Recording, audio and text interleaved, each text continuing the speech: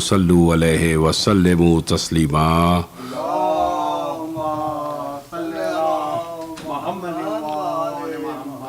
اللہم صلی علی محمد وآل محمد اللہم صلی علی محمد وآل محمد بسم اللہ الرحمن الرحیم عن جابر بن عبداللہ الانصاری عن فاطمة الزہرا علیہ السلام بنت رسول اللہ قال سمعت فاطمة واللہ قال دخل علی ابی رسول اللہ فی بعض الایام فقال السلام علیک یا فاطمة فقلت علیک السلام قال انی اجد فی بدنی ضعفا فقلت له اعوذک باللہ یا ابتاه من الضعف فقال یا فاطمة ائتینی بالکساء الیمانی فغطینی به فاتیته بالکساء الیمانی فغطیته به وصرت انظر الہ واذا وجهه یتلألؤ کأنه البدر فی لیلۃ تمامہ وکمالہ محمد وآل محمد فما كانت إلا ساعة وإذا بولدي الحسن قد أقبل وقال السلام عليك يا أمه فقلت وعليك السلام يا قرة عيني والصبرة فوادي فقال يا أمه إني أشم عندك راحية طيبة كأنها راحية جدي رسول الله فقلت نعم إن جدك تحت الكساء فأقبل الحسن نحو الكساء وقال السلام عليك يا جداه يا رسول الله أتأذن لي أن أدخل معك تحت الكساء قال وعليك السلام يا ولدي ويا صاحب حوزي قد أذنت لك فدخل معه تحت الكساء اللهم صل على محمد وآل محمد فما كانت إلا ساعة وإذا بولدي الحسين قد أقبل وقال السلام عليك يا أمه فقلت وعليك السلام يا ولدي ويا قرة عيني وصبرة فوادي فقال لي يا أمه إني أشم عندك راحية طيبة كأنها راحية جدي رسول الله فقلت نعم إن جدك وقعك تحت الكساء فدل الحسين نحو الكساء وقال السلام عليك يا جداه السلام عليك يا من اختار الله وتأذن لي أن أدخل معكما تحت الكساء فقال وعليك السلام يا ولدي ويا شافع أمتي قد أذنت لك فدخل معهما تحت الكساء اللهم صل على محمد وآل محمد فأقبل عند ذلك أبو الحسن علي بن أبي طالب فقال السلام عليك يا بنت رسول الله فقلت وعليك السلام يا أبا الحسن ويا أمير المؤمنين فقال يا فاطمة إني أشم عندك راحية طيبة كأنها راحية أخي وابن أمي رسول الله فقلت نعم ها هو ما ولديك تحت الكساء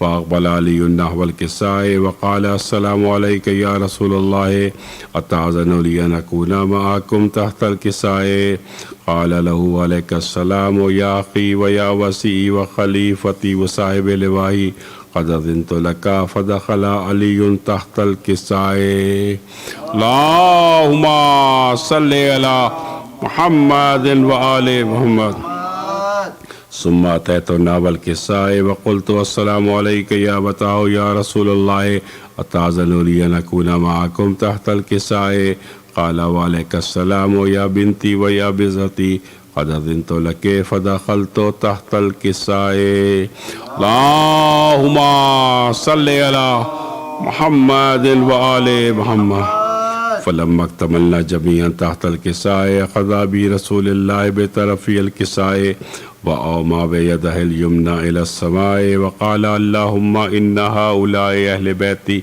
وخاصتي وحامتي لحمهم لحمي ودمهم دمي يؤلمني ما يؤلمهم ويحزنني ما يحزنهم أنا حرب لمن حاربهم وسلم لمن صالبهم وعدو لمن عداهم ومحب لمن أحبهم إنهم مني وأنا منهم فاجعل صلواتك وبركاتك ورحمتك وغفرانك ورضوانك عليه وعليهم وأذهب عنهم الرجس وطهرهم تطهيرا اللهم صل على محمد وعلى محمد فقال الله عز وجل يا ملائكتي ويا سكان سماواتي إني ما خلقت سماء مبنية ولا أرضا مردية ولا قبرا منيرا ولا شمسا مضية ولا فلكا يدور ولا بحر يجري ولا فلك يسري إلا في محبة هؤلاء الخمسة الذين هم تحت الكساء.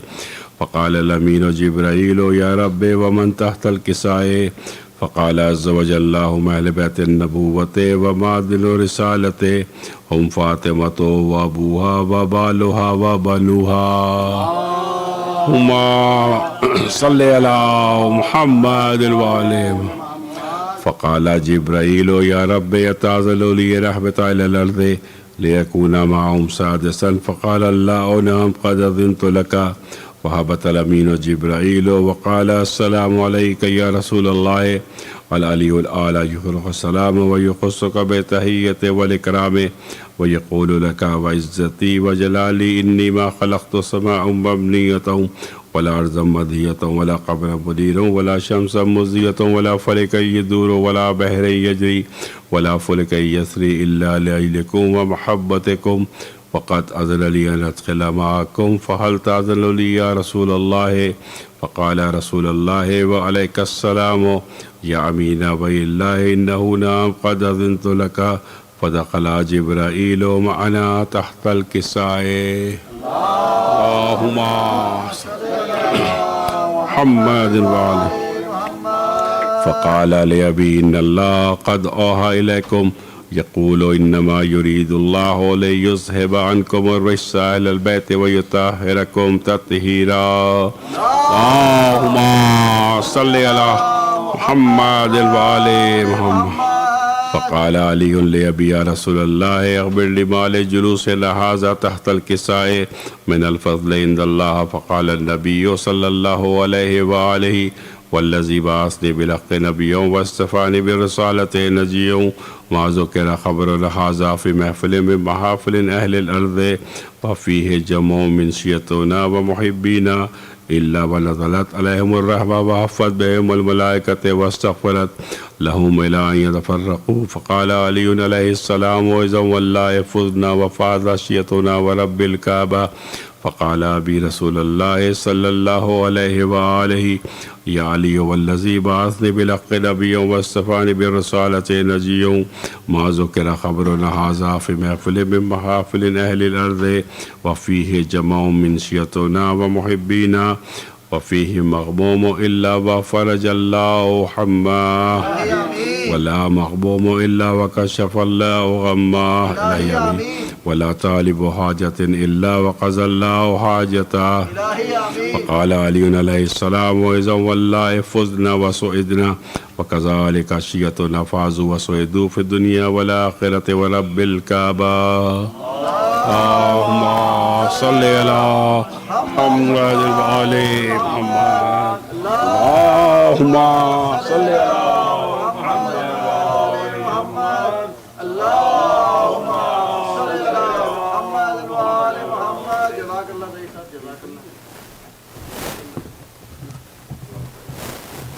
Thank you so much, Wasi Chachu, for recitation of Hadith Qissa. And for next kalam, I would like to call up Dalal Abbas to come to the stage and recite.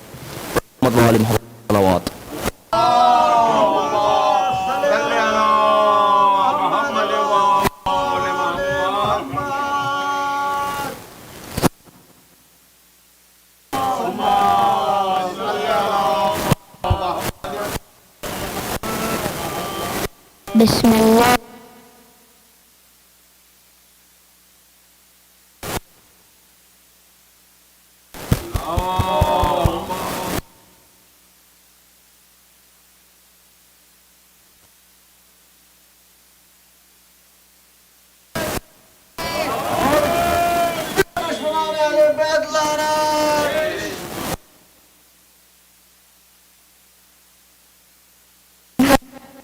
का हुवल अब्तर.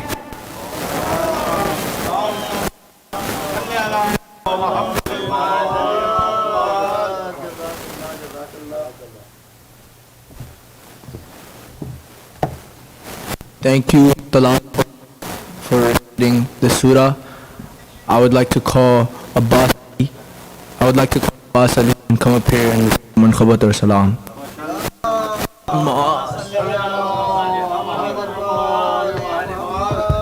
صلوات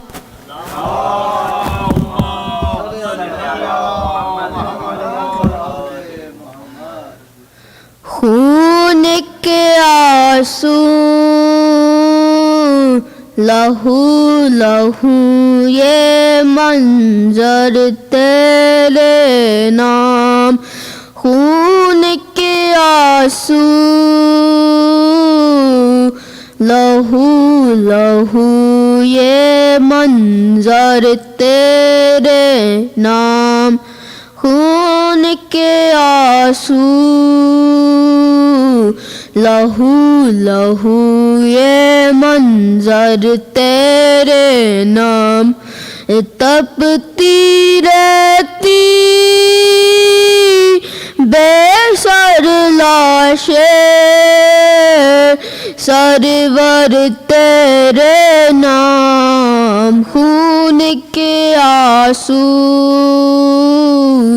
لہو لہو یہ منظر تیرے نام خون کے آنسو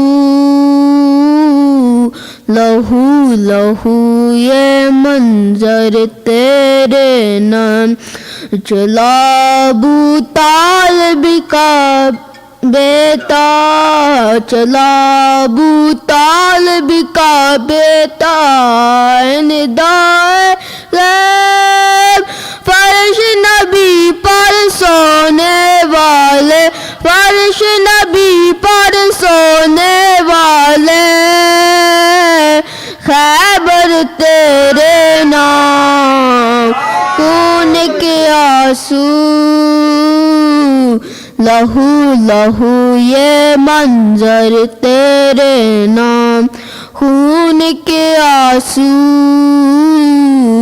لہو لہو یہ منظر تیرے نام ہنس کر بولی بنت اسد سے ہنس کر بولی بنت اسد سے کعبے کی دیوار شیر کی دکھ تر شیر کی مادر شیر کی دکھ تر شیر کی مادر یہ گھر تیرے نام خون کے آنسو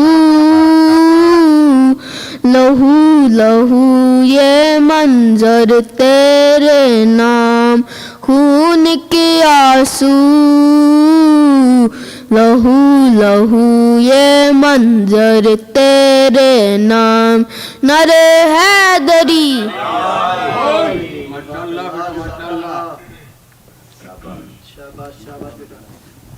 Thank you so much, Abbas Ali, for recitation, the kalam.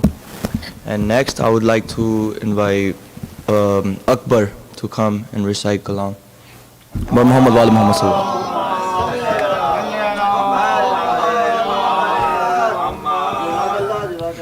صلوات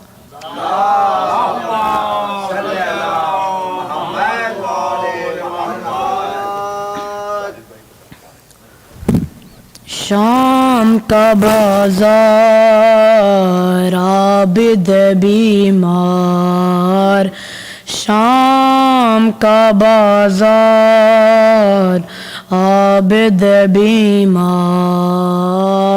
شام کا بازار عابد بیمار پاؤں میں بیری تو کے گرابا شام کا بازار عابد بیمار شام کا بازار عابد بیمار بھولے گا نہ وہ منظر نیزے پہ سر سرور بھولے گا نہ وہ منظر نیزے پہ سر سرور بے مکنا بے چادر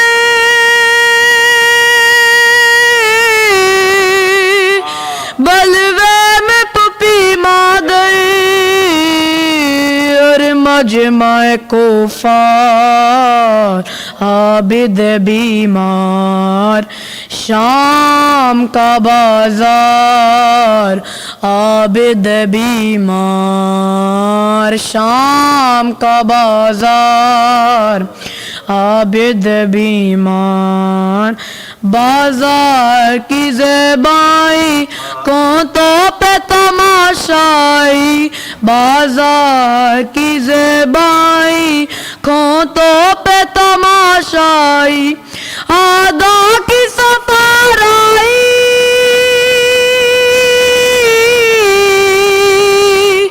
اور عالم تنہائی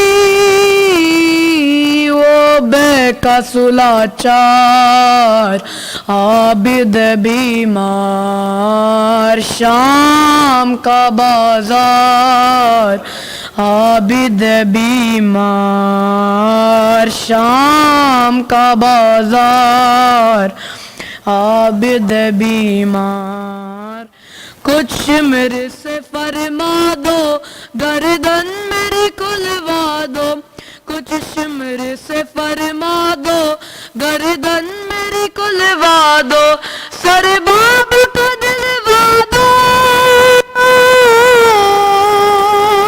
یا اس کو یہ سمجھا دو نہ ستمگار عابد بیمار شام کا بازار عابد بیمار پاؤں میں بیری تاکہ گراباں شام کا بازار عابد بیمار شام کا بازار عابد بیمار صلوات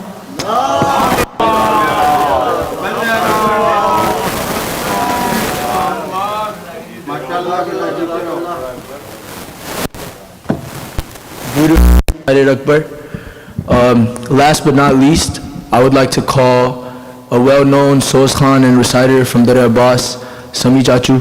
Please come up right here and recite a loud salawat for Sami Chachu.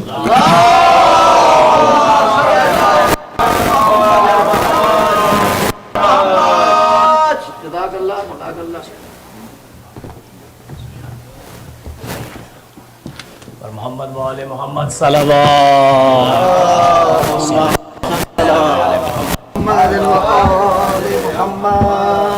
بلندر نعرہ صلوات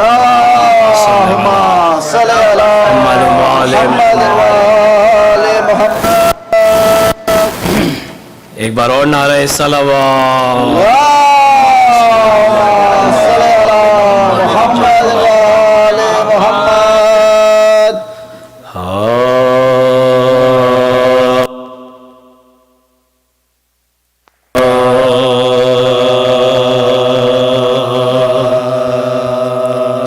زید سے ہاتھ اپنے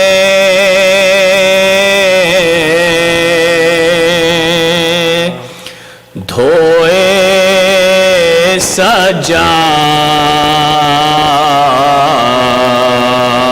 سجاد تھے اپنے دھوئے سجاد شب کو کبھی رات سے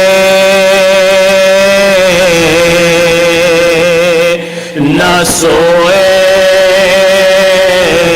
سجاد شب کو کبھی رات سے نہ سوئے سجاد ہائے جب تک جیے ہنستے نہ کسی نے دیکھا جب تک جیے ہنستے نہ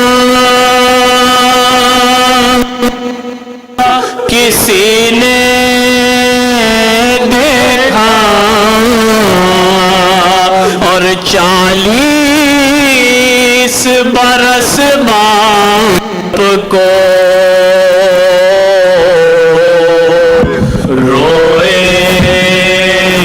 سجاد تھے زیر سے ہاتھ اپنے.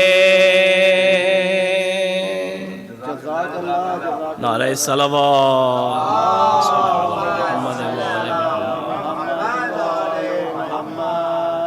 سے بہتر اور بلندتر نعرہ صلوات.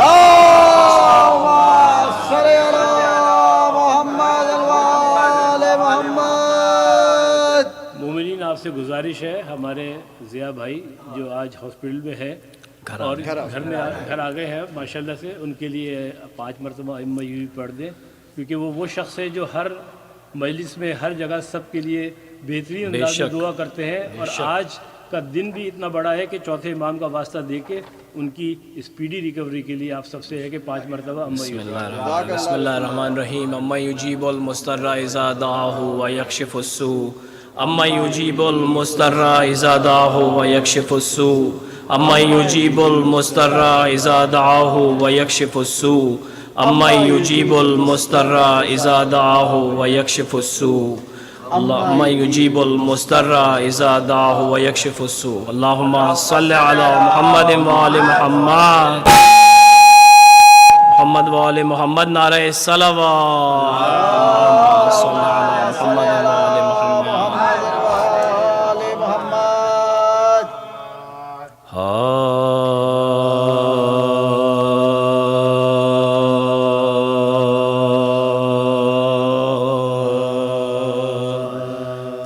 ہم اہل غم کو یہ نعمت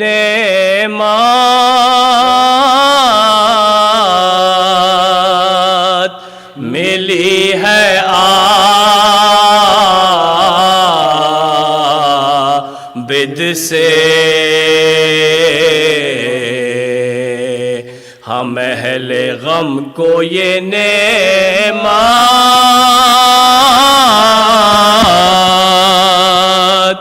ملی ہے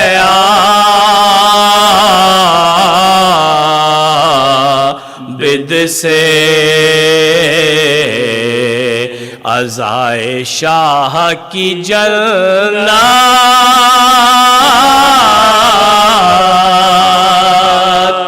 ملی ہے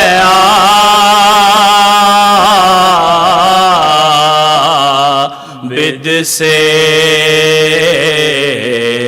اور یہ ذکر شاہ شہیدہ ہے کون روکے گا کہ اس بیان کو وسعت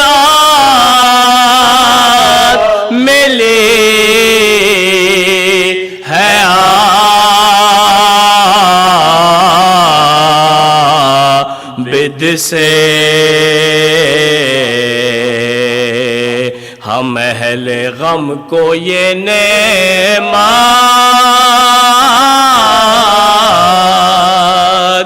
ملی ہے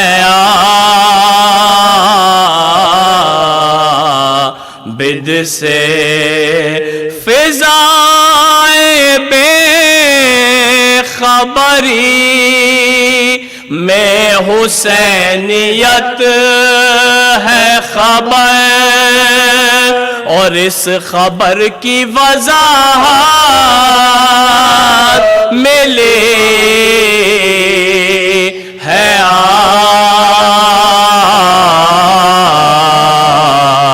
عابد سے. ہم اہل غم کو یہ نعمت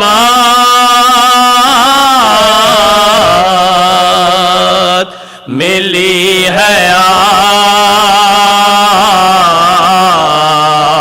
عابد سے. خاص طور پہ شعر بلال رضوی آپ کی نظر کہ خطیب آل کے لہجے کا اعتماد تو دیکھ خطیب آل کے لہجے کا اعتماد تو دیکھ اسے یہ شان بلاغت ملی ہے عابد سے ہم اہل غم کو یہ نعمت اور جوان بھائی کا قاتل بھی بے امان نہ رہے جوان بھائی کا قاتل بھی بے امان نہ رہے اما پناہ کی صورت ملی ہے عابد سے اور میری مجال ہے شاہد بغیر اذن لکھو مجھے سخن کی اجازت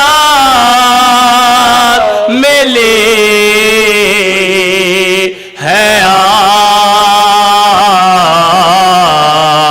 عابد سے ہم اہل غم کو یہ نعمت ملی ہے عابد سے عزائے شاہ کی جنت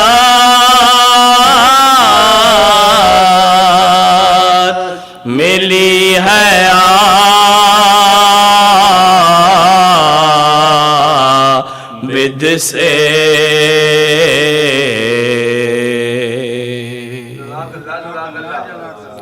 فاتحہ بسم اللہ الرحمن الرحیم الرحمن الرحیم مالک یوم الدین ایاک نعبد و ایاک نستعین اهدنا الصراط المستقیم بر محمد و آل محمد صلوات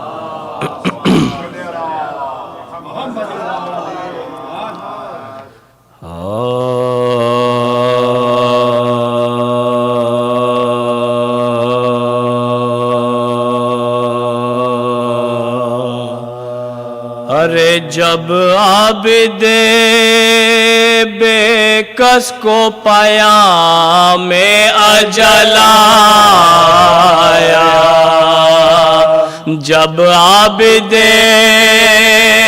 بے کس کو پیام اجل آیا دنیا دغاباز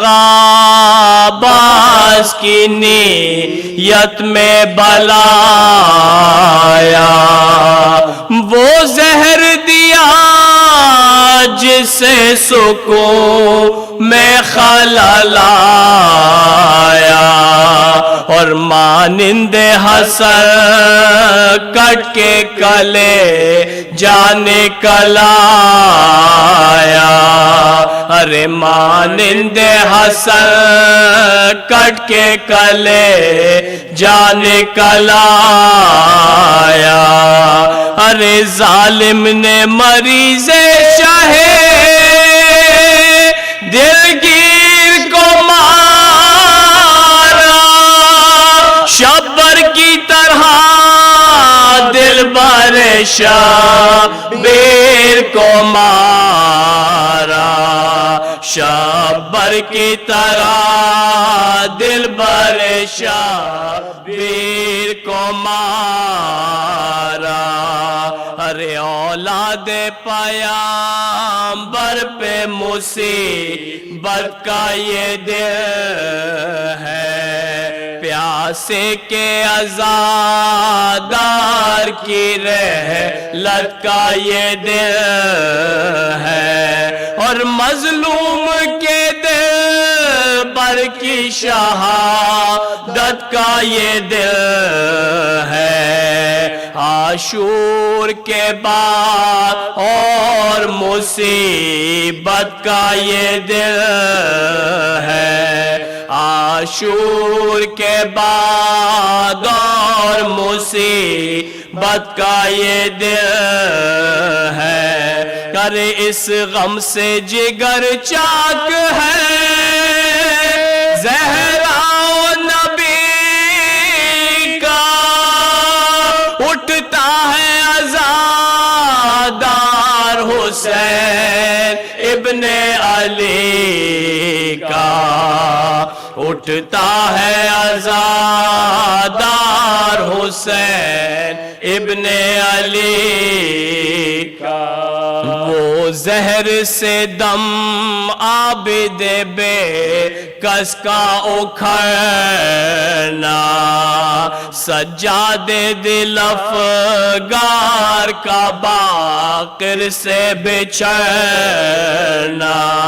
اور بگڑی ہوئی تقدیر غریبوں کی بگڑنا، اور اجڑا ہوا گھر فاطمہ زہرا کا اجڑنا، اجڑا ہوا گھر فاطمہ زہرا کا اجڑنا، ویراں ہوا دربار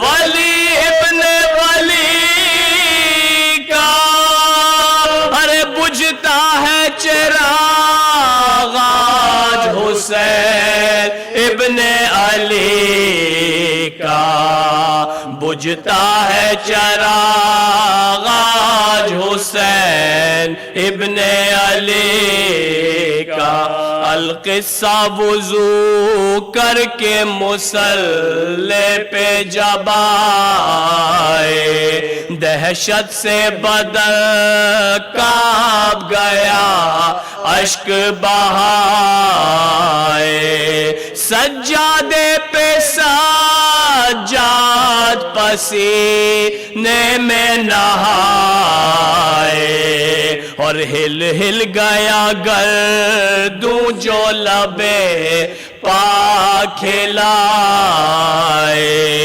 ارے ہل ہل گیا گردوں جو لبے پاک کھلائے،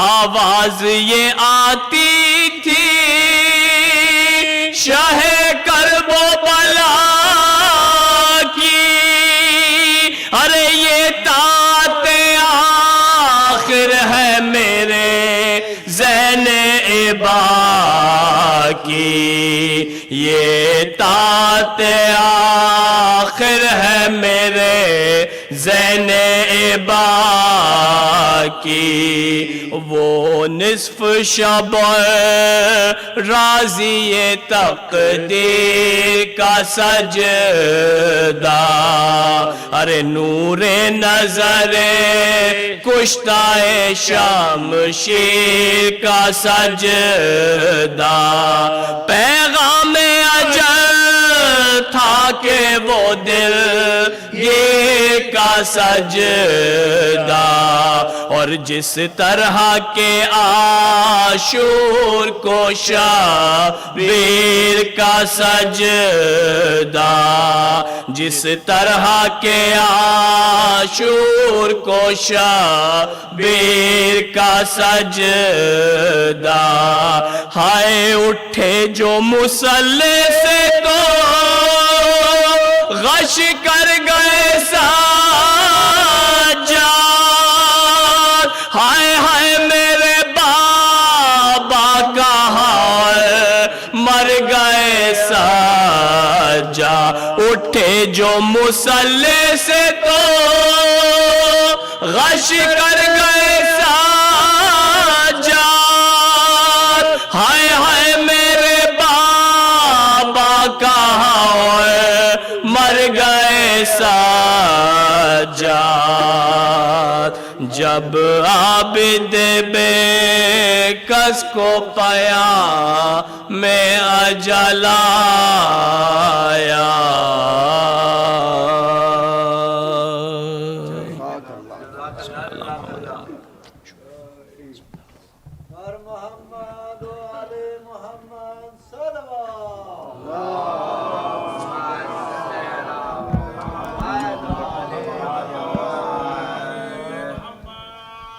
بسم اللہ الرحمن الرحیم. ساری تعریف اللہ کے لیے، درود و سلام محمد و آل محمد کے لیے.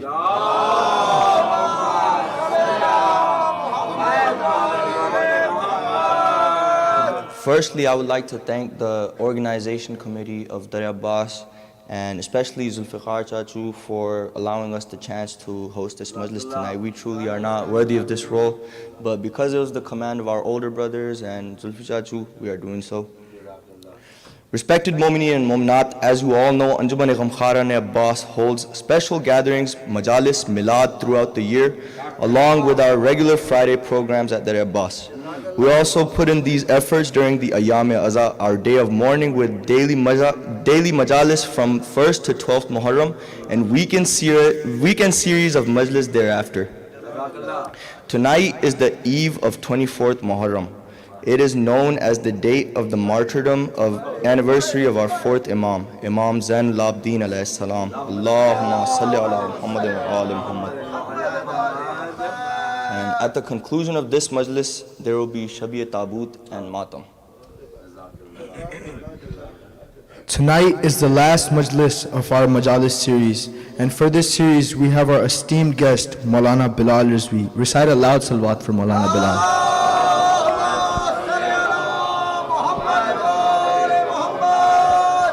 Moulana Bilal needs absolutely no introduction from me or Hassan.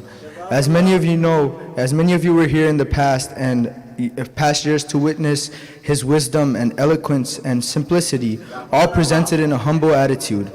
Those of you who are not here, I'm sure inshallah you will be delighted by his majlis today. And before I would like to call Mawlana up, I would like to recite a chand ashar of shairi. Bar Muhammad wa ala Muhammad salawat.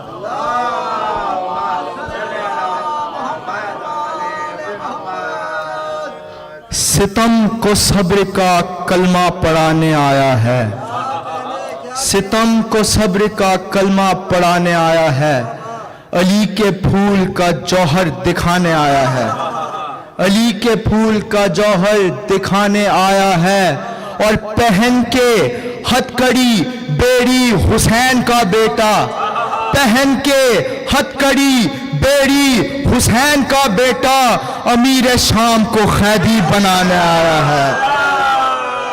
نعرہ حیدری،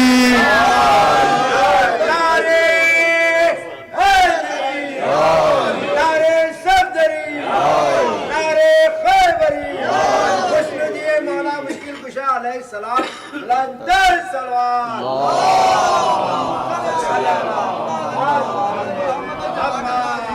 And without any further ado, I would like to call Moulana Sayyid Bilal Rizvi to come here and recite majalis. Bar Muhammad wa ala Muhammad salawat.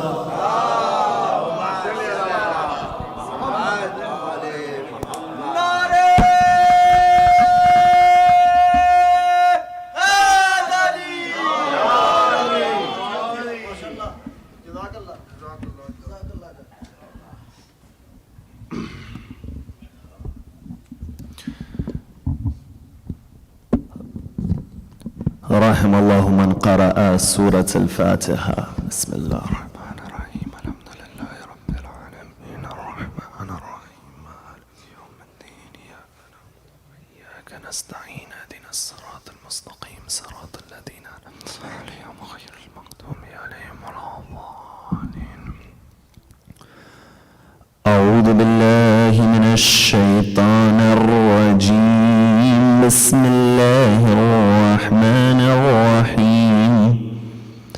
الحمد لله رب العالمين والحمد لله الذي هدانا لهذا وما كنا لنهتدي لولا أن هدانا الله والصلاة والسلام على إمام القبلتين ونبي الحرمين وأفضل الثقلين وجد الحسن والحسين الذي سمي في السماء بأحمد وفي الأرض بأبي القاسم محمد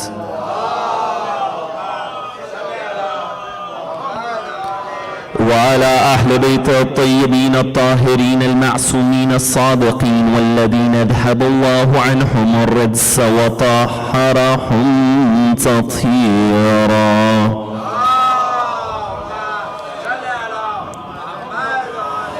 اللهم صل وسلم وزد وبارك على صاحب الدعوة النبوية والسولة الحيدرية والاسمة الفاطمية والحلم الحسنية والشجاعة الحسينية والإبادة السجادية والمعاطر الباقرية والآثار الجعفرية والعلوم الكاظمية والحجج الرضوية والجود التقوية والنقابة النكبية والحيبة العسكرية والغيبة الإلهية.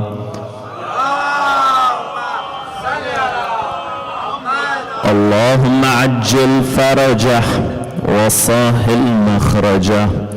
أما بعد فقد قال الله في كتابه الكريم وقرآنه المجيد: بسم الله الرحمن الرحيم. وجعلنا منهم أئمة يهدون بأمرنا لما صبروا وكانوا بآياتنا يوقنون. صدق الله العلي العظيم.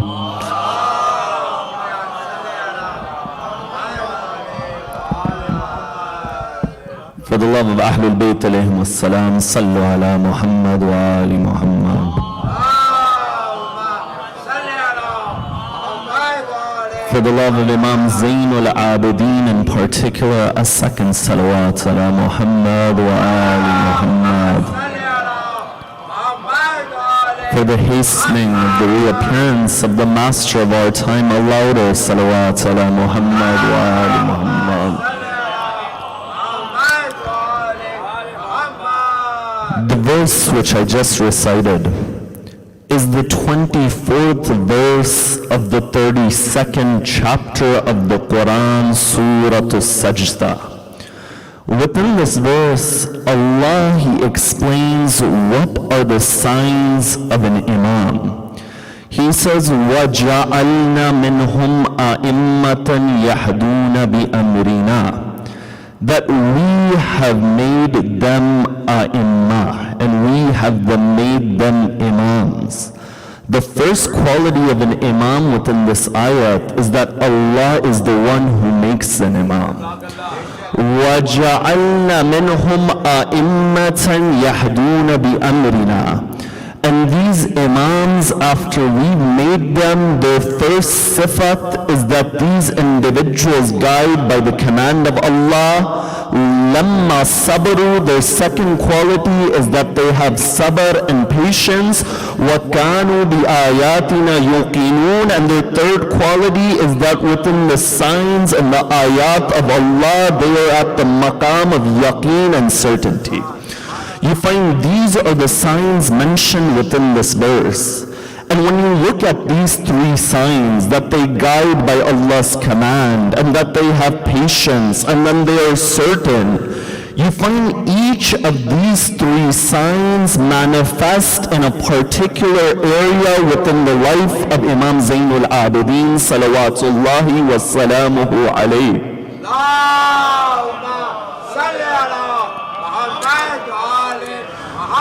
When it comes to the third sign of an imam within this ayat is that they have yaqeen and certainty.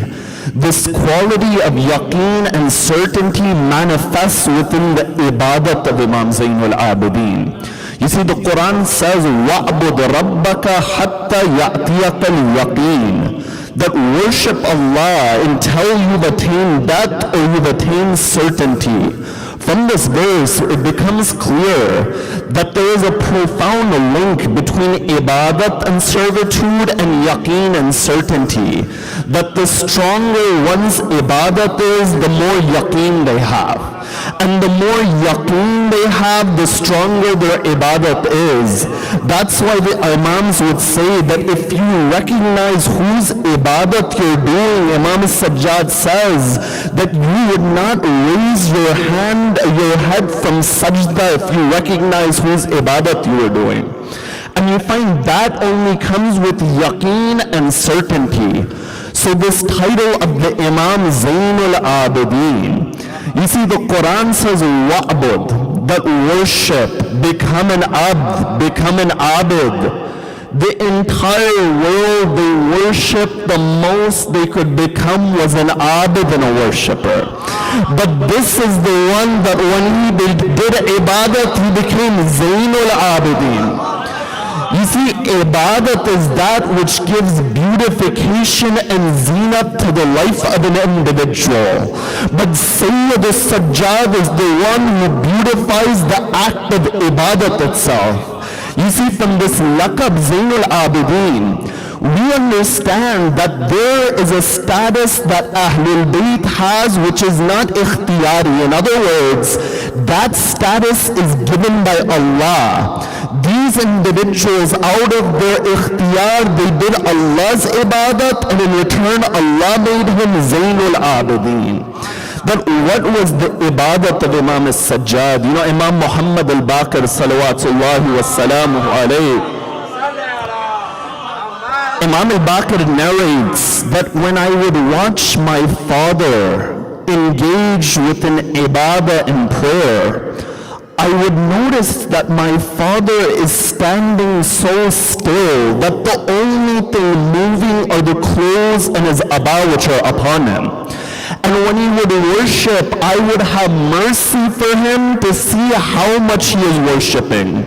So I said to my father, Imam al-Baqir is narrating, I said to him that, oh father, that this type of effort, that you are tiring yourself. Imam Zain-Ul-Abideen says, oh my son Baqir, go and bring me that scroll and that sahifa. When Imam al-Baqir, he brings that sahifa to Imam Zain-Ul-Abideen, Imam Zain-Ul-Abideen says that within this sahifa is the worship of Amir al-Mu'mineen Ali ibn Abi Talib. And he says, oh Baqir, who can have the ibadah of Ali ibn Abi Talib? So you find this is that level, that the Imam's ibadah reflects the yaqeen and the certainty that we have. You see, there's another ayat of the Quran that when it speaks of ibadat, it links it to knowledge or certainty once again. And that is the verse in Surah Al-Kahf which describes the meeting between Musa and Khidr.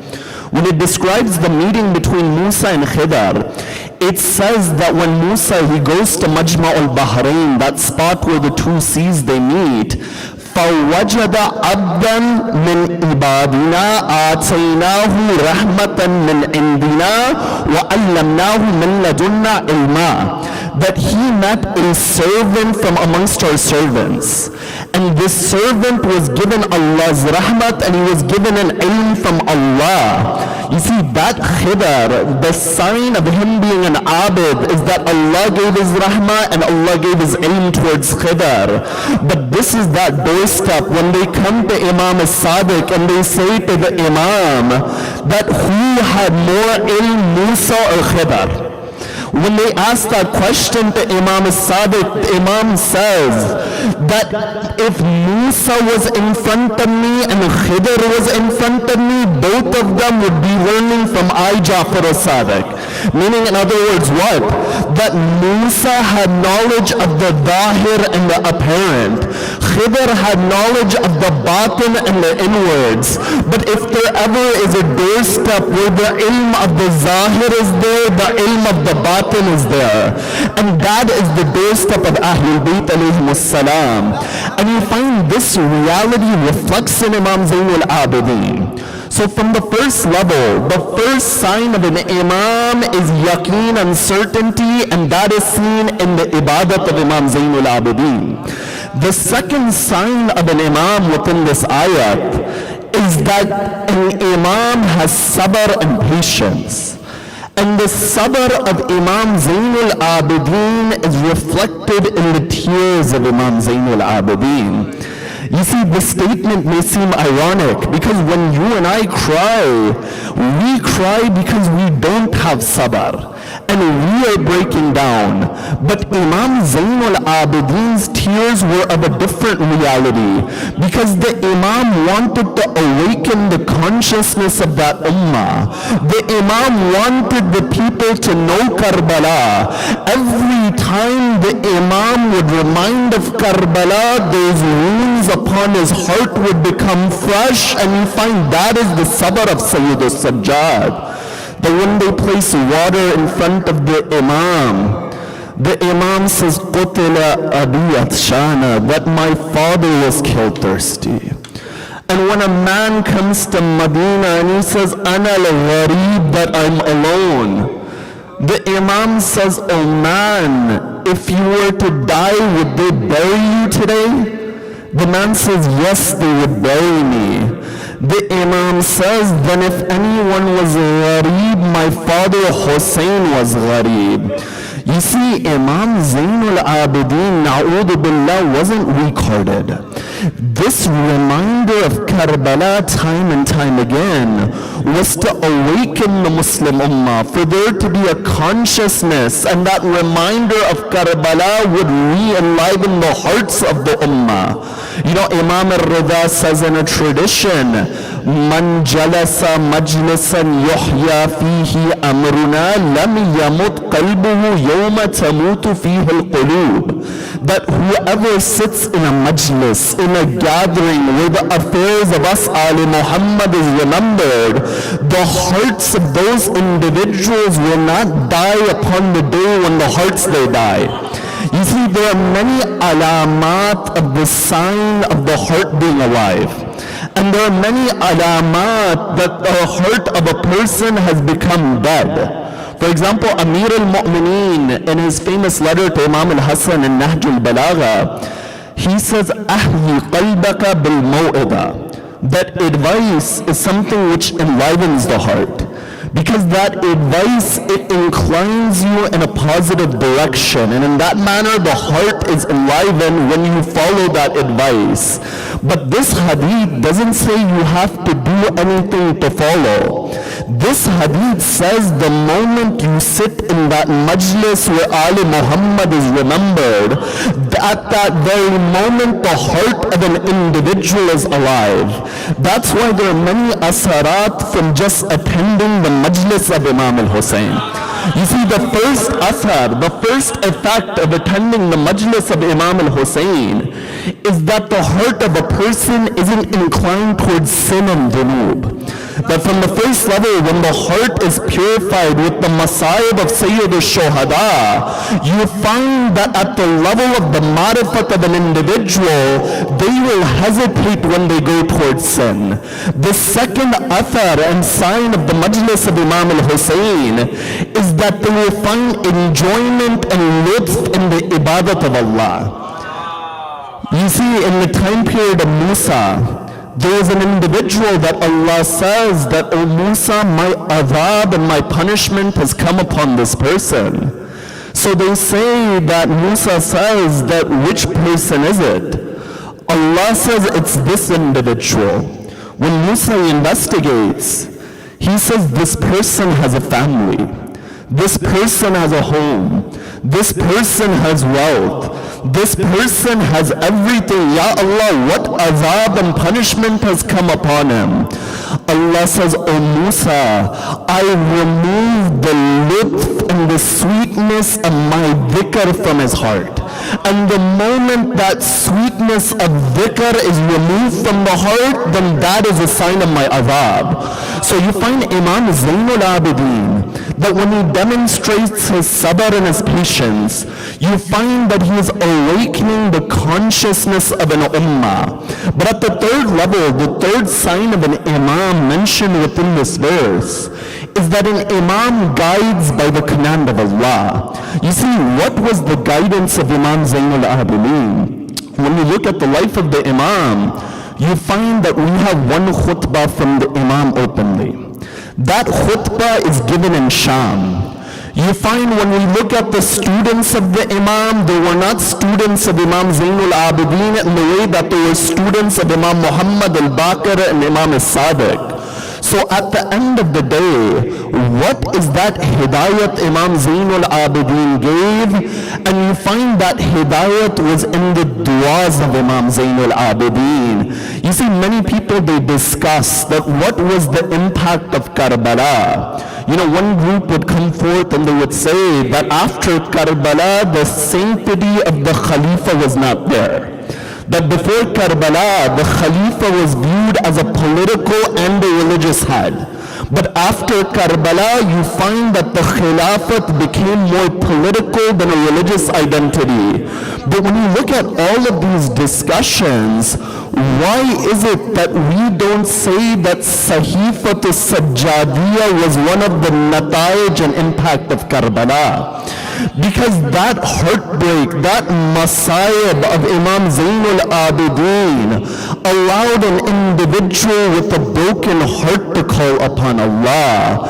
But when you look at a Sahifa Al-Sajjadiyya, Sahifa Al-Sajjadiyya and these du'as presented a problem for Banu Umayyah. Because outwardly Banu Umayyah was saying that they are Muslims.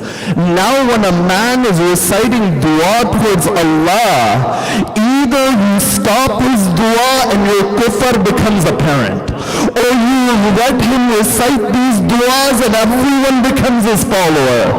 So you find in that manner this was a predicament for them.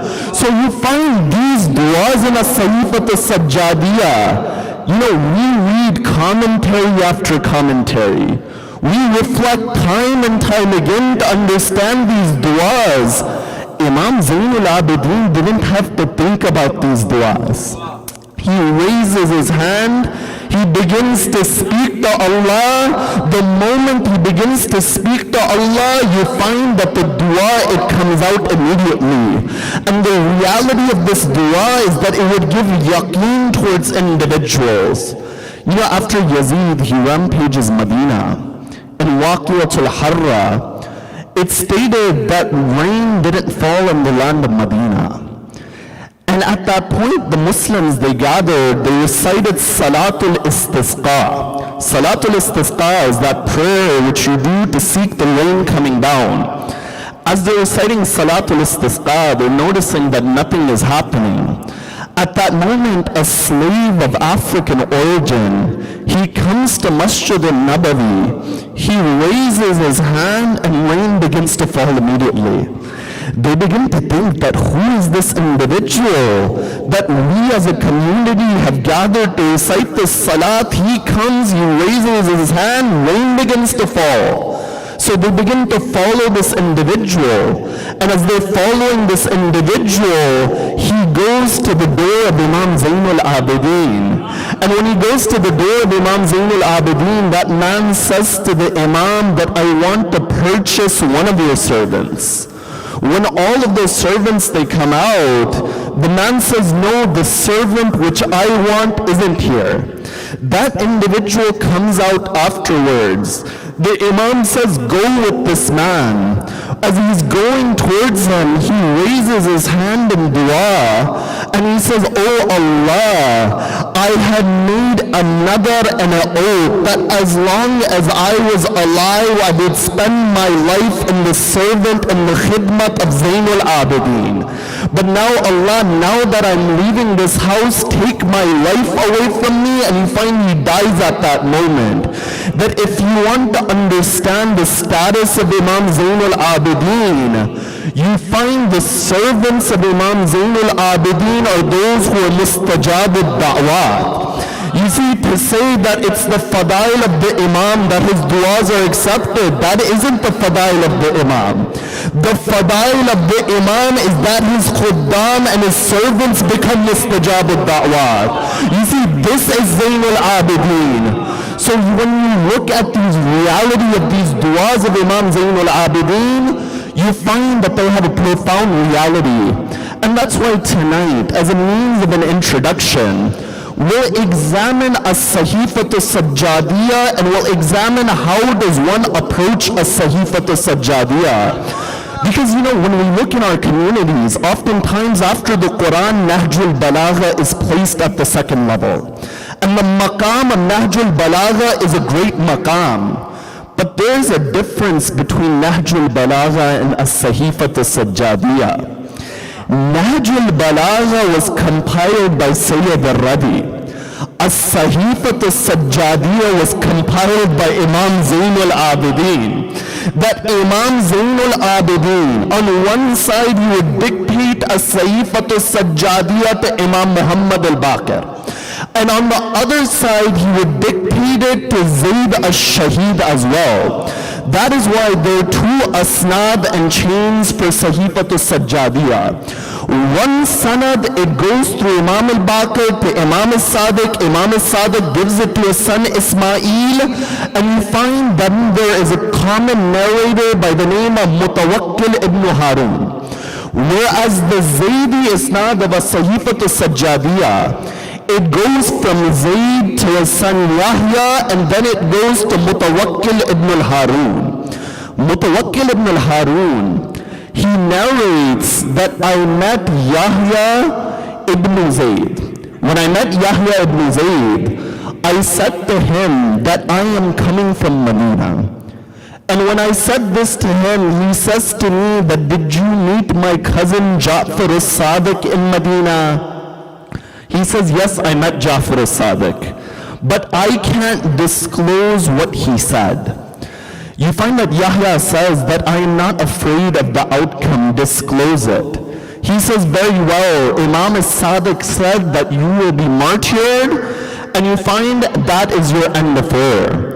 At that point, that individual says that, do you want to know what is the difference between us and our cousins, referring to Imam al-Baqir and Imam al-Sadiq? He says the difference is that we invite to death and they invite to life. Because the Zaydis had a concept of imamat, that an imam has to rise with a sword. That's why when you look at many of the traditions found within the Zaydi Hadith corpus, they say that Imam Zain-Ul-Abideen wasn't sick on Ashura. They say that he was wounded in battle. Because for them, for Imam Zain-Ul-Abideen to be an imam, he has to fight with the sword. And where else would Imam Zain-Ul-Abideen have the sword? But you find that's in their traditions. And in our traditions, you find that he had an ailment which caused weakness in his body. And you find that is what we find within our hadith. So this individual says that they invite to life, we invite to death. But yes, there is one thing about them. He says everything which we know, they know. But everything which they know, we don't know. And after that, you find when Yahya is informed that he will be killed, he gives his father's copy, Zayd's copy, to Mutawakkil ibn Harun. Mutawakkil ibn Harun, he goes, he shows it to Imam al-Sadiq. When he takes that copy to Imam al-Sadiq, the Imam says, now bring me the copy of my father, Imam Muhammad al-Baqir. When the copy of Imam al-Baqir was brought forth, Imam al-Sadiq, he kisses that copy, and he looks and he examines at both of them, and he says both of the du'as found within each of the versions is the same. And then after that, it was given to the grandchildren of Hassan al-Mutanna, Muhammad and Ibrahim ibn Abdullah, and they were told by the Imam to keep it a secret. You see, for a portion in history, As-Sahifa Al-Sajjadiyya was from amongst the asrar of Ali Muhammad. That Ahlul Bayt did not want these du'as in the hands of Banu Umayyah. They didn't want them in the hands of Banu Abbas. And you find in that manner the du'as were kept a secret for a number of years. Now when you look at As-Sahifa Al-Sajjadiyya, you find that a number of titles have been given to As-Sahifa Al-Sajjadiyya. From the first level, you find that it is called the Injil of Ahlul Bayt. Another title that it's been given is that it is called the Zabur of Ali Muhammad. But you find another title of Sahifa Al-Sajjadiyya is that it is called Ukhtul Quran, the sister of the Quran. You say, why is it called Ukhtul Quran? The word Sahifa in Arabic is mu'annath and feminine. So you find from that angle that Sahifa Al-Sajjadiyya is called Ukhtul Quran. From the second level, the message and the themes of the Quran are found within Sahifa Al-Sajjadiyya. From the third level, you find the Quran came through the means of wahi and revelation. As-Sahifa Al-Sajjadiyya came through the means of ilham and inspiration. And then from the fourth level, you find in the way that the Quran is unparalleled. The Quran says that even if they tried and they supported one another, they could not bring the likes of this Quran. In the way that the Quran is unparalleled in terms of being the words of the Creator, you find As-Sahifa Al-Sajjadiyya is unparalleled in terms of being the words of the creation of Allah. You see, there was a famous scholar in Al-Azhar who was the Grand Mufti of Egypt who passed away in the late 90s by the name of At-Tantawi. When At-Tantawi was sent As-Sahifa Al-Sajjadiyya by Ayatollah Marashi Najafi, you find when the moment he receives it, he sends a letter back to Ayatollah Marashi Najafi. And within that letter, he says, I received that book of du'as from the one who is called Zain-Ul-Abideen, from the one who is called Imam Zahideen. And he says, Mina shaqa anna ilal an, that up until this point, lam naqif ala hadha al-athar al-qayyim al-khalid, la min turati al-bayt wa la min mawarit al-nabuwa. He says that it is from our signs of our loneliness, our lowliness, that we have not come across any literature like As-Sahifa Al-Sajjadiyya. And he says, كُلَّمَا تَأَمَّلْتُ عَلَيْهَا فَوَجَدْتُهَا فَوْقَ كَلَامِ الْبَشَرِ وَتَحْتَ كَلَامِ الْخَالِقِ. That every time I reflect over these du'as, I find them greater than the words of the creation and less than the words of the Creator. You know, there was a translation of As-Sahifa Al-Sajjadiyya done in German. And that translation was done by Anna Marie Schimmel. You know, when you go to Germany, there's a hadith of Imam Ali on the grave of Anna Marie Schimmel. And that hadith, it says, An-nasu niyamun idha matu fantabahu. That people are sleeping. And the moment they die, they wake up. And you find this lady, she translated As-Sahifa Al-Sajjadiyya.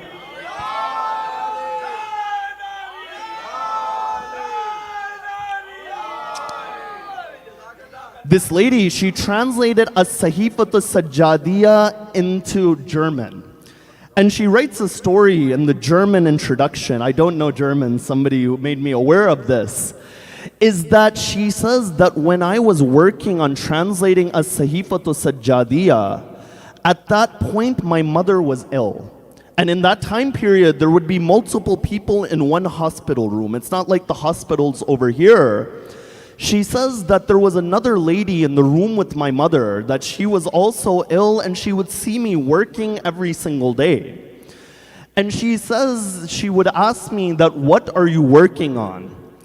I would say that I'm working on the text of the Muslims from one of the grandchildren of the Prophet Muhammad. It's a collection of du'as and supplications. She says that you are a Christian.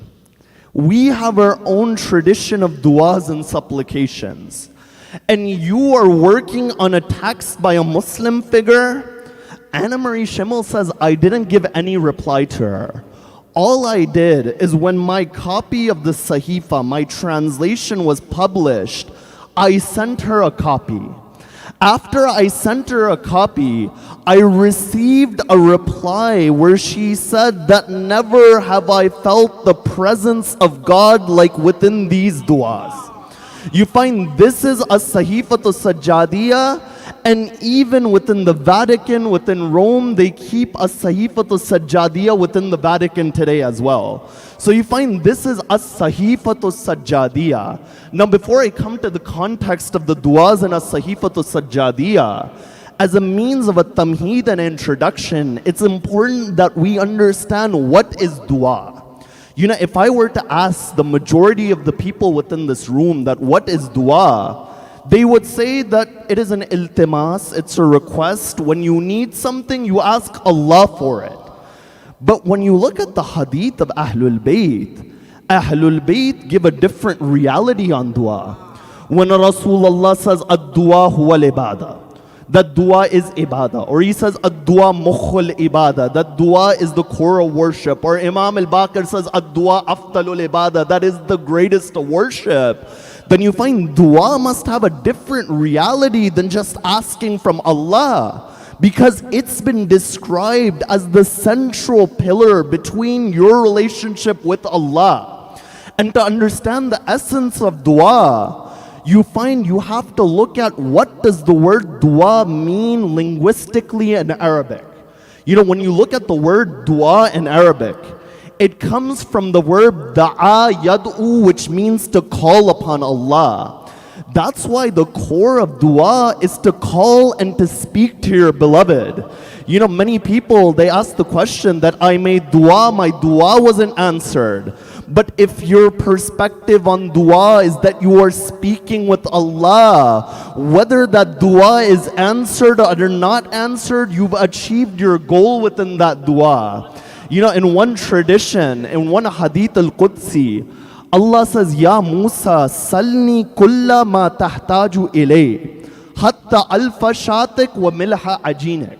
That, O Musa, ask me for everything, O Musa.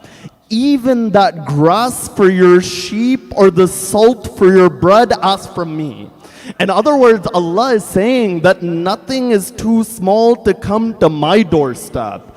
That's why when you come to the school of Ahlul Bayt, there are concepts and ideas of dua which were not introduced in any of the world's religions before Ahlul Bayt alayhimus salam. You find everyone would use the word supplication, but it is only Ahlul Bayt who distinguish between dua and munajat. You see, dua means to call upon Allah. Munajat comes from the word najwa, which means to whisper towards Allah.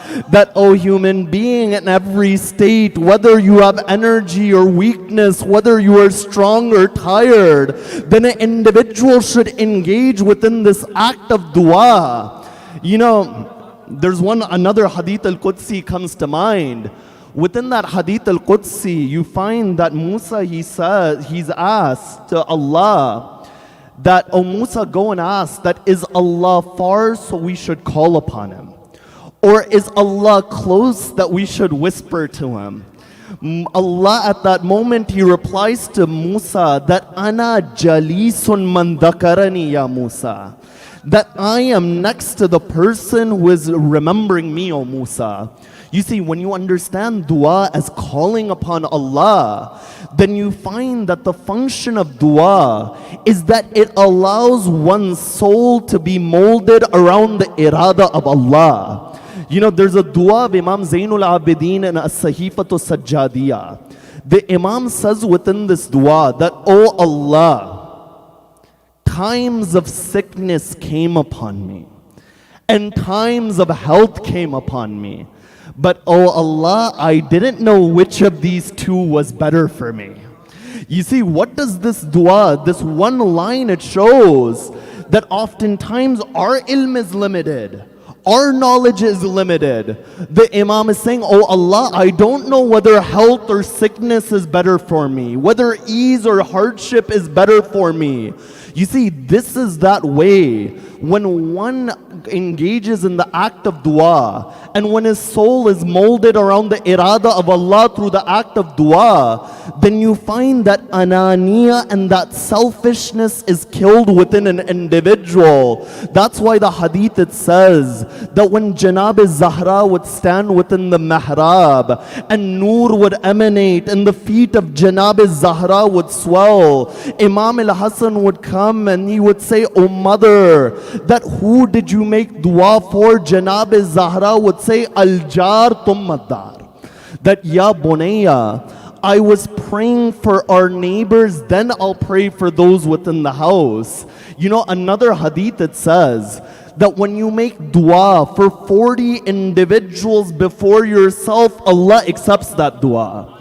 In other words, Allah is saying that, "Oh my abd, oh my servant, oh my mahbub, oh my beloved, you remembered my creation. And when you remember my creation in dua, I know the raz and the secrets of your heart. And when I know the secrets of your heart, you don't even have to ask me, I will grant it towards you." So you find this is that essence of dua. But over here, before we come to Sahifa Al-Sajjadiyya, you find the question to ask that many people they bring up is that why are our duas not accepted? We always hear that if you recite dua al-mashlul for 40 days, your dua is accepted. Or I went under the dome of Shab-e-Shahadat and my dua wasn't accepted. Or I prayed on Laylatul Jummah, my dua wasn't accepted. I prayed for my business tanked. I prayed to get married, I wasn't able to get married. I prayed for my children weren't guided. You find that there are many different answers as to why one's duas aren't accepted. From the first level, you find it's because we don't understand the conditions of dua. You see, when a doctor gives you a medicine, he doesn't say eat as much as you want, however you want. The doctor, he says, eat this amount, and eat it at this time of the day, and eat it in this method. In the same way, dua has conditions as well. Yes, the Quran, it says, وَإِذَا سَأَلَكَ عِبَادِي أَنِّي فَإِنِّي قَرِيبُ أُجِيبُ دَعْوَةَ الدَّاعِ إِذَا دَعَانِ. That I am close to my servants, I answer their duas when they call upon me. But this ayat also says, وَلْيُؤْمِنُوا بِي, let them believe in me. So iman becomes a condition. Another verse, it says, أُدُوا اللَّهَ مُخْلَصِينَ لَهُ الدِّينَ. Call upon Allah sincerely, ikhlas becomes a condition. Another tradition from Imam as-Sadiq, they said to the Imam that, "Oh Imam, why is it that our duas aren't being accepted?" The Imam says, لِأَنَّكُمْ تَدْعُونَ مَنْ لَا تَعْرِفُونَهُ. It's because you are calling upon that one whom you don't know. So you find this is from one level of the discussion, that dua has conditions. That you begin your dua with salawat, you end it with salawat. You begin it with Bismillah, you begin it with the hamd of Allah. You make dua for others, and after you have done all of this, then you make dua for yourself. But at the second level, you find that one of Allah's names is Al-Mujib. That Allah is the one who answers. But at the same time, Allah is Al-Hakim as well. And He is the one who has wisdom as well. There is no ta'dad and contradiction between the sifat of Allah. The sifat of Allah, they don't contradict each other. You know, oftentimes we make duas which are harmful for us. The Quran, it says,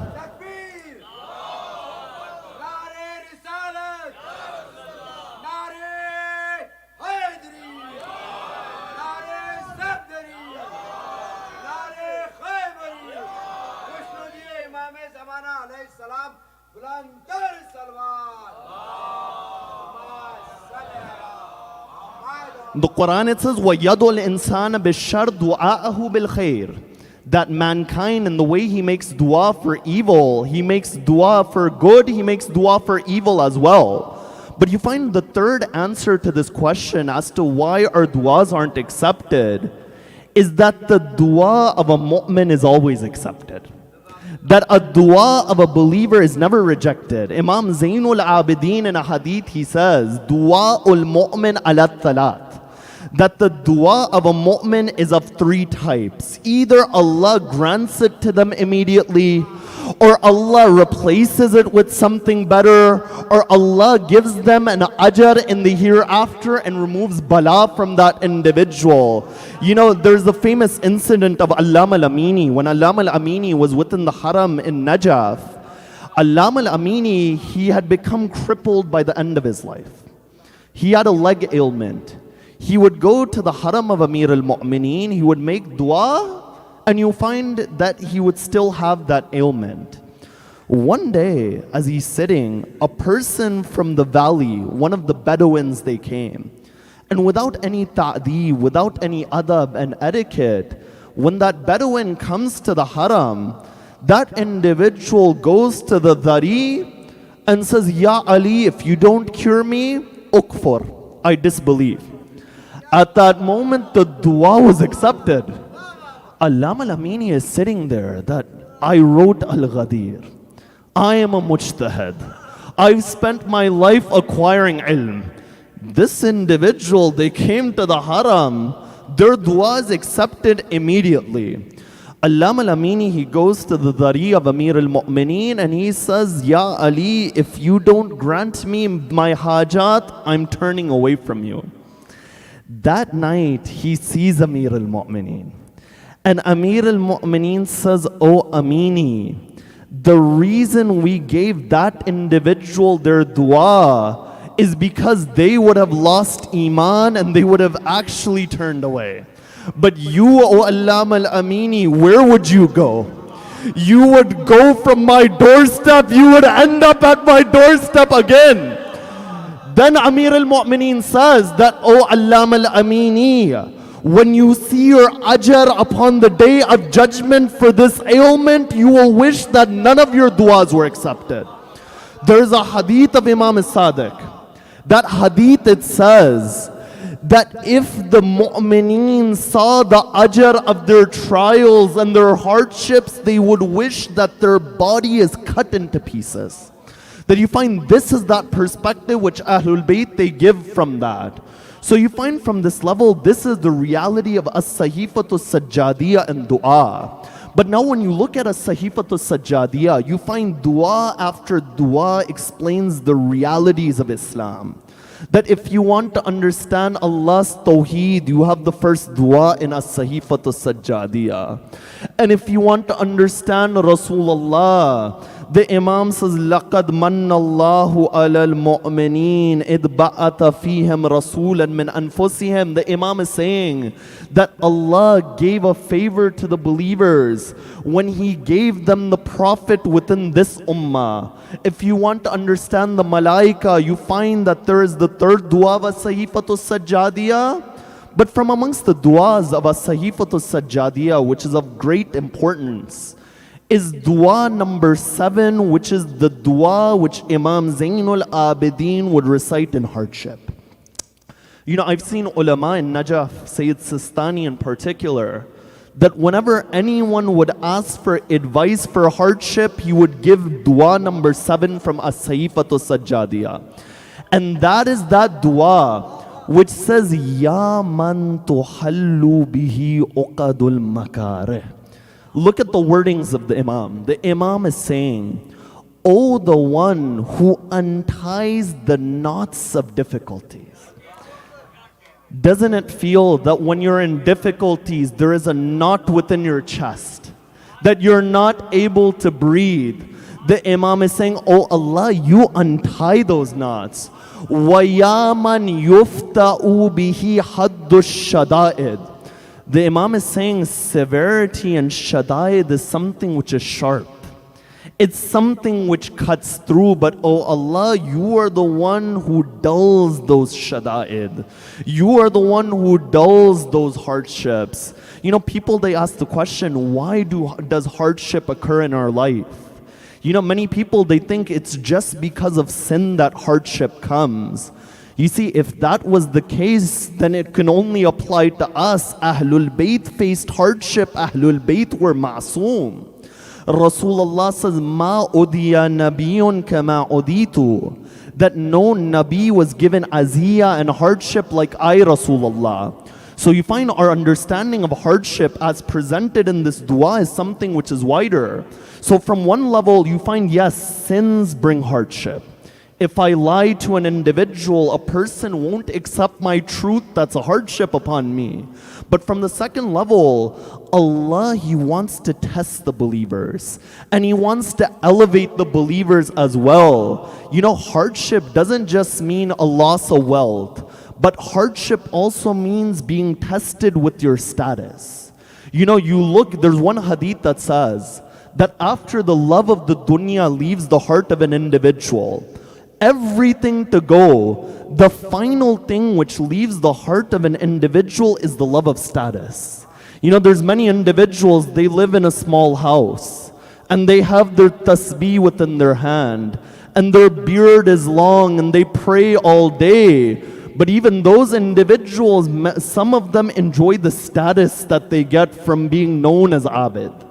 But you find the Imam is saying the final thing to leave is that love of status. That when you look at the confidence of the Imams, you find there were individuals who were trialed. That when you have somebody who has ma'rifat and ilm like Bahlul, do you think it's easy for Bahlul to go and live a life of insanity? That, you know, what was Bahlul's ma'rifat? You know, when you look at all of these different hadith, Nahjul Balagha, there are 20, 30 volume, 30 juz commentaries on Nahjul Balagha. And you find there's dozens of volumes explaining the hadith of Ahlul Bayt. But Bahlul is that individual. The Imam says Jeem, one letter to Bahlul. You see, you and I, commentary after commentary, we can't understand the kalam of Ahlul Bayt. Imam Musa al-Qadim says, oh Bahlul Jeem, from one harf, from one letter. Bahlul understood his entire life from one letter. He says, now for the haqq of the Imam, I must act majnoon. But in this junoon, I will establish the haqq of Ahlul Bayt. You know, one day Bahlul, he comes, he sits on the throne of Harun al-Rashid. The guards of Harun begin to hit him. Bahlul begins to cry. Harun says, oh Bahlul, why are you crying? Are you crying because they hit you? Bahlul says, oh Harun, I am crying for you. Harun says, what do you mean? Bahlul says that for a few minutes I sat on the haqq of Ali Muhammad. This is what I received. But you are that individual, your entire life you've been sitting on the haqq of Ali Muhammad. So you find these are those individuals. In trial and tribulation, they turned to Allah, and Allah gave a maqam to these individuals. And you find that maqam is not achieved without the love of Imam Zain-Ul-Abideen. You see, which Imam is this? This is that Imam that when he was in Medina, he would go past a butcher and he would say to that butcher that, did you give water to this animal? The butcher would say, yes, we're Muslim. This is within our Sharia. He says, did you give food to this animal? Then he says, did you sharpen the sword? Because when you cut an animal, you make sure it's in one strike. You sharpen the sword. He says, did you make sure no other animals were watching? He says at that moment, when the butcher says they weren't, he says, when they killed my father, that neither did they give him water, neither did they sharpen the sword. From 70 paces, my Aunt Zainab would watch, وَالشَّمَرْ جَالِسٌ عَلَى صَدْرِ الْحُسَيْنِ. That, you know, what is the masayib of Imam Zain-Ul-Abideen? You know, there were 3 janaza within the history of Ahlul Bayt, that the one giving the ghusl stopped the ghusl and began to cry. The first janaza was of Fatima al-Zahra. When Amir al-Mu'mineen was giving ghusl to Janab Zahra, his hand goes across the broken rib of Fatima. Amir al-Mu'mineen falls to the ground. Umayman says, Ya Ali. Amir al-Mu'mineen says, Oh Umayman, Fatima didn't tell me, oh Umayman. The second janaza was that janaza within the prison of Sham. When Imam Zain-Ul-Abideen was giving ghusl to the 3.5-year-old daughter of Sayyid al-Shahadat. One riwayat it says that the entire body had marks upon it. When the Imam he saw this, Imam is Sajjad, he stops the ghusl, he begins to cry. The third ghusl is when Imam Muhammad al-Baqir, he was giving ghusl to Imam Zain-Ul-Abideen. As he was giving ghusl to Imam Zain-Ul-Abideen, he sees that there are marks upon the back of Imam Zain-Ul-Abideen. That these are those marks from Kufa to Sham to Karbala to Medina. You find that they would whip Imam Zain-Ul-Abideen. You know when Imam Zain-Ul-Abideen was within his final moments, Imam al-Baqir was upon the chest of Imam al-Sajjad. And Imam al-Sajjad, he begins to cry. Imam al-Baqir, he says, Oh father, why are you crying? The Imam says, Oh Baqir, in my final moment, you were upon my chest. But my father in Karbala, when he went towards the ground, Shimar sat upon the chest of my father. You know, how did the Imam see his father for the final time? Upon the 13th of Muharram, when Imam Zain-Ul-Abideen comes to Karbala, he sees the bodies upon the plains of Karbala. On that day, they make one body for Habib ibn Madahir. They make one grave for Habib. They make one grave for the companions. You know, as Banu Asad is burying the bodies, they say to Imam Zain-Ul-Abideen that there is a body by the Furat. When we pick one side of the body, the other side breaks and falls to the ground. When we pick the other side, it begins to break.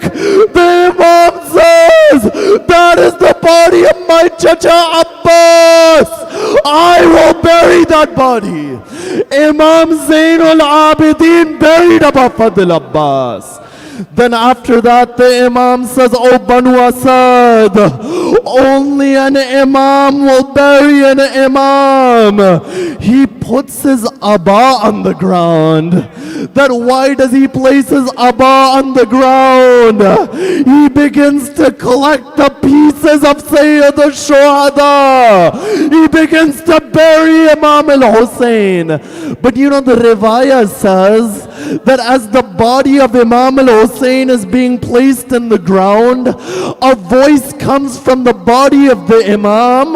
That voice, it says, Tifli, Tifli, then where is my child?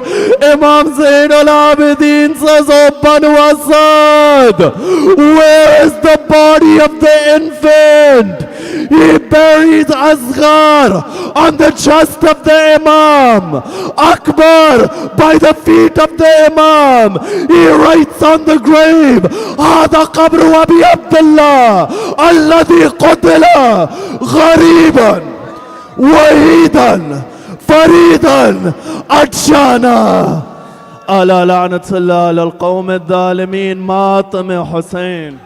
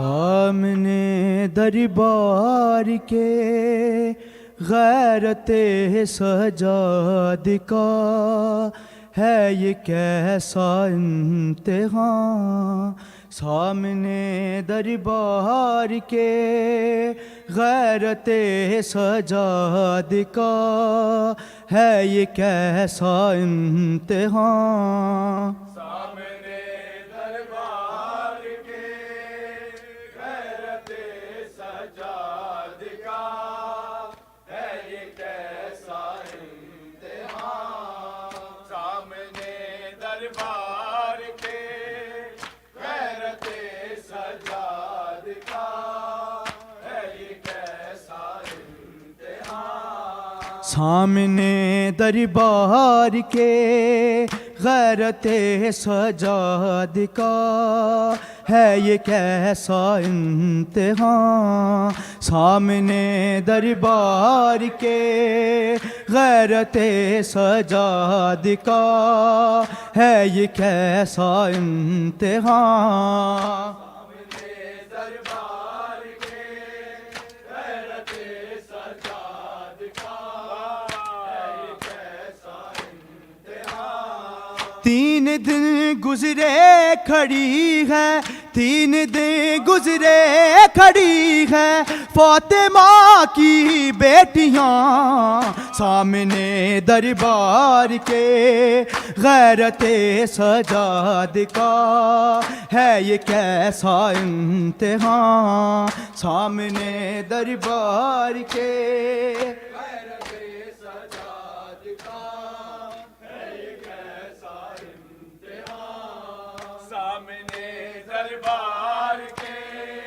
غیرت سجاد کا ہے یہ کیسا امتحان، تین دن گزرے کھڑی ہے، تین دن گزرے کھڑی ہے فاطمہ کی بیٹیاں، سامنے دربار کے غیرت سجاد کا ہے یہ کیسا امتحان، سامنے دربار کے غیرت سجاد کا ہے یہ کیسا امتحان، سامنے دربار کے غیرت سجاد کا ہے یہ کیسا امتحان، شام والے ہنس رہے ہیں بے کسوں کو دیکھ کر، ہے چراغ چار سوئے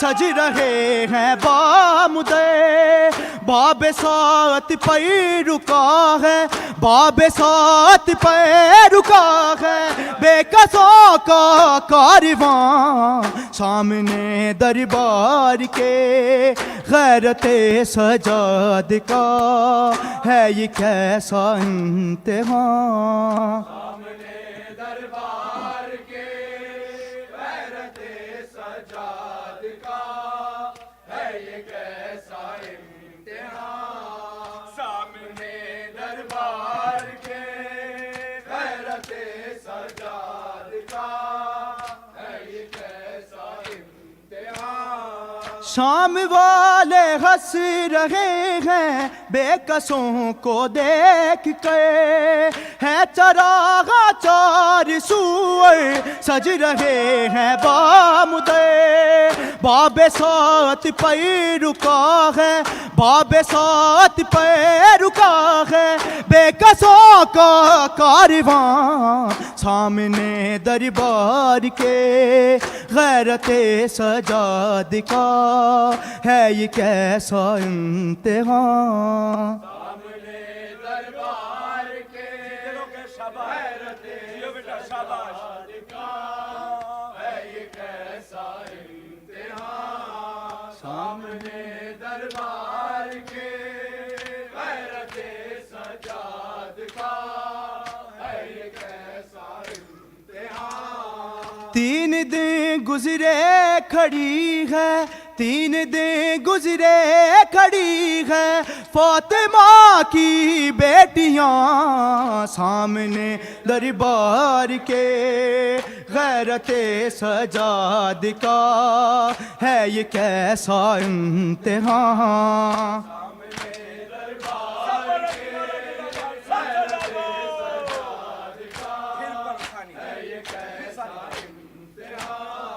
تین دن گزرے کھڑی ہے, تین دن گزرے کھڑی ہے, فاطمہ کی بیٹیاں سامنے دربار کے, غیرت سجاد کا ہے یہ کیسا امتحان. سامنے دربار کے غیرت سجاد کا ہے یہ کیسا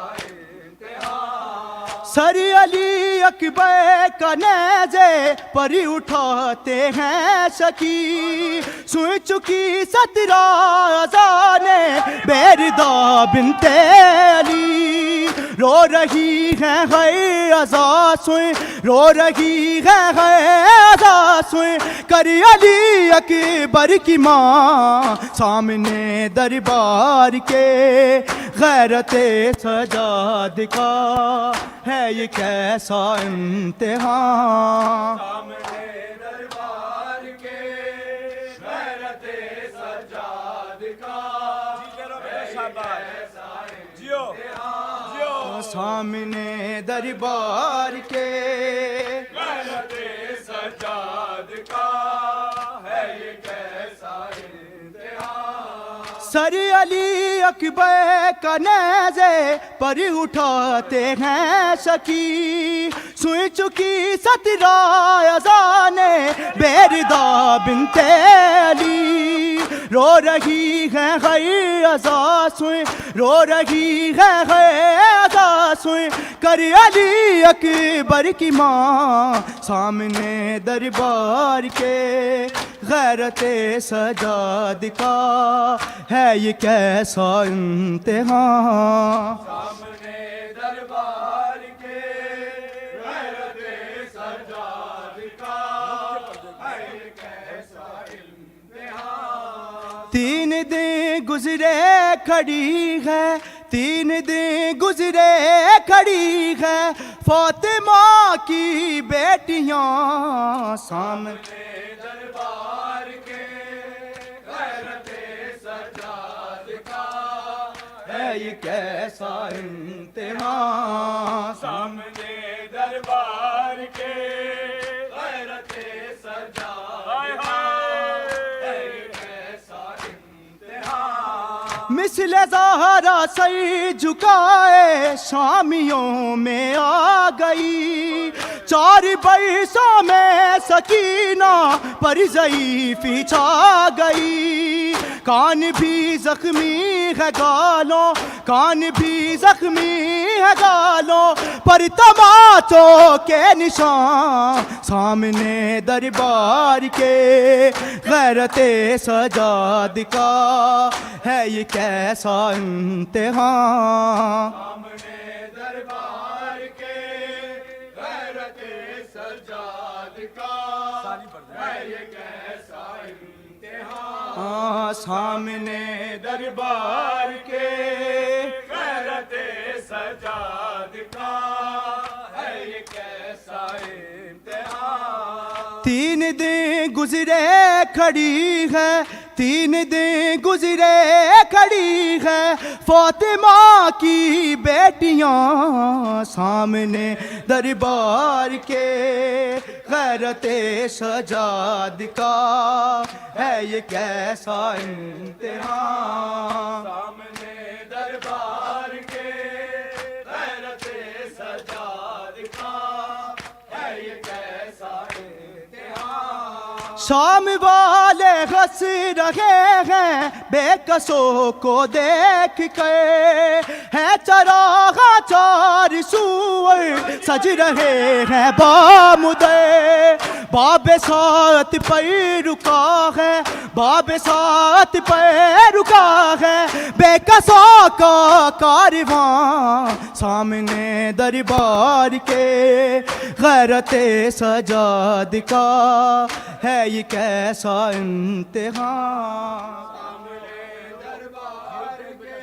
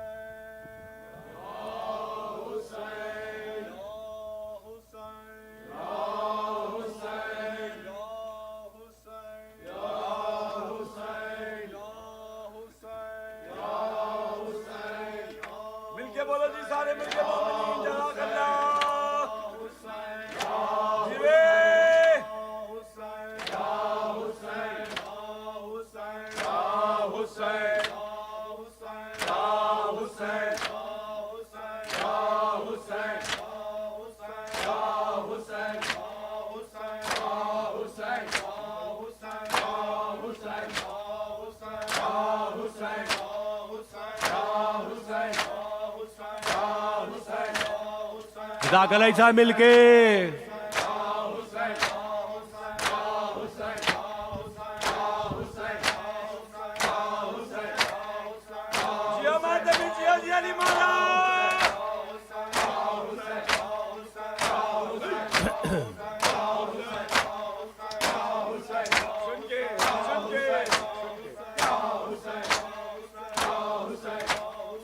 हाय सजाद दियां अखियां लहू रोंदियां रहियां हाय सजाद दियां अखियां लहू रोंदियां रहियां हाय सजाद दियां अखियां लहू रोंदियां रहियां हाय सजाद दियां अखियां लहू रोंदियां रहियां हाय सजाद दियां अखियां लहू रोंदियां रहियां हाय सजाद दियां अखियां लहू रोंदियां रहियां हाय सजाद दियां अखियां लहू रोंदियां सब बोलो जी मारा के दादा हाय सजाद दियां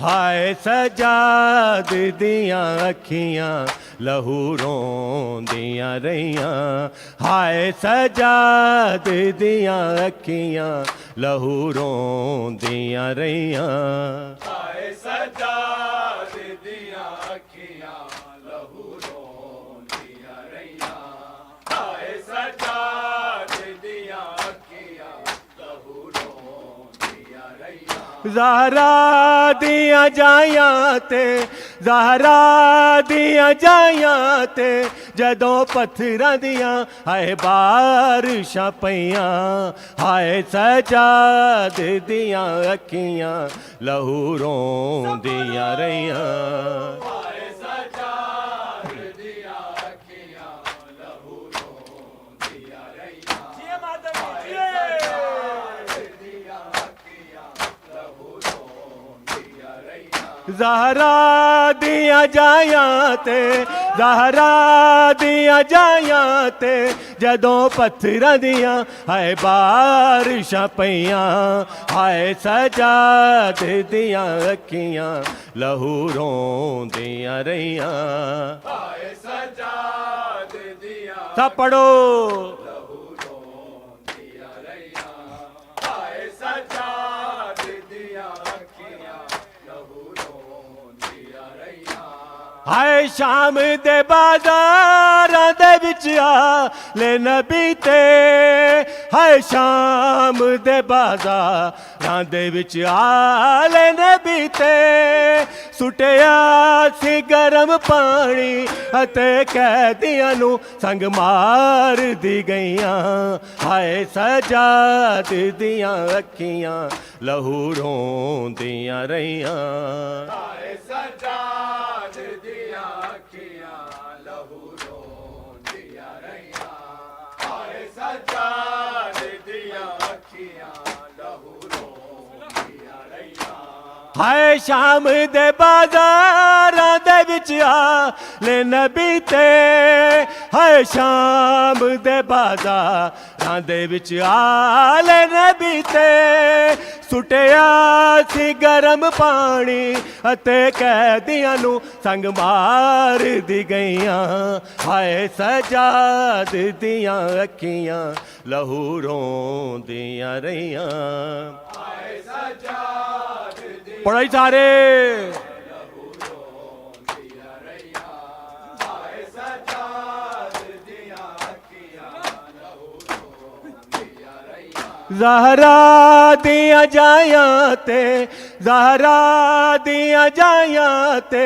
जदों पत्थरां दियां हाय बारिशां पईयां हाय सजाद दियां अखियां लहू रोंदियां रहियां हाय सजाद दियां अखियां लहू रोंदियां फिर पढ़ो हाय सजाद दियां अखियां लहू रोंदियां रहियां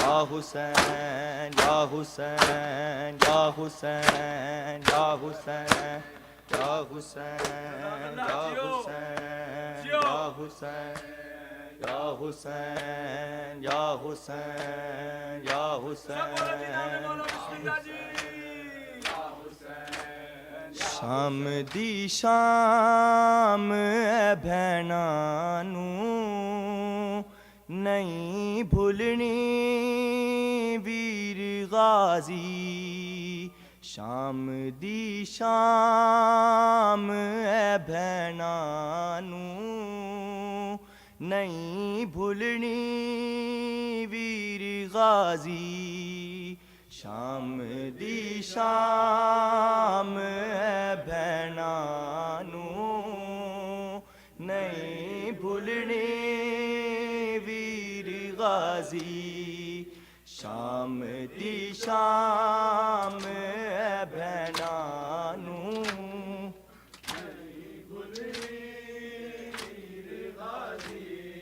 Sham di sham bhainan nu nahi bhulni veer ghazi.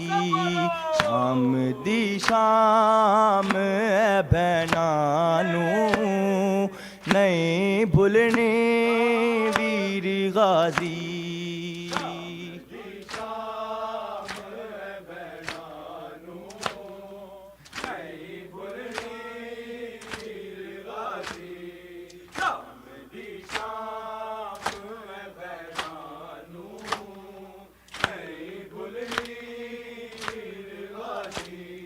Sham di sham bhainan nu nahi bhulni veer ghazi.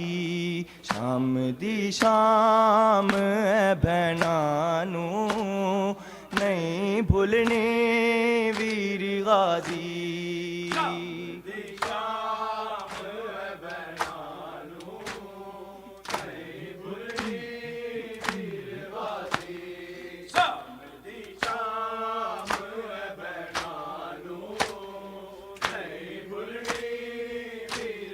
बेरदावा ते बे नजराने जीवे लाशा ते तीर गाजी.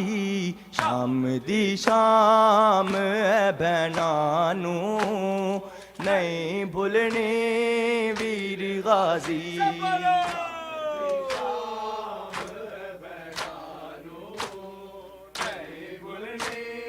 वीर गाजी शाम दी शाम बहना नू तेरी दावा ते बे नजराने जीवे लाशा ते तीर गाजी. शाम दी शाम बहना नू नहीं भूलने वीर गाजी.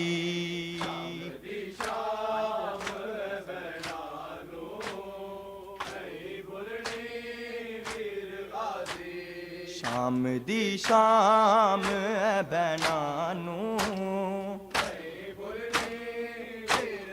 बजिया होया ने बाबा अतवीर चा नहीं सकदी पर बहन वादा कर दी तेरी बाबा दी तो सुनावेगी ज़ैनब हर जगह दीर गाजी. शाम दी शाम बहना नू नहीं भूलनी वीर गाजी.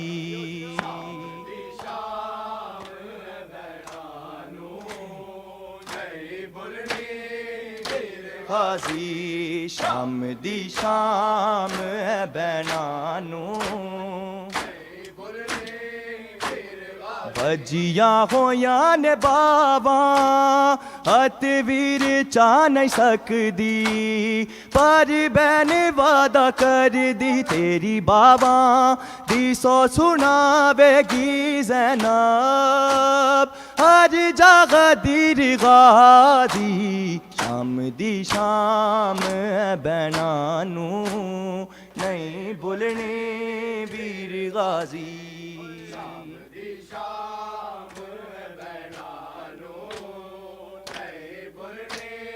वीर गाजी शाम दी शाम बैनानू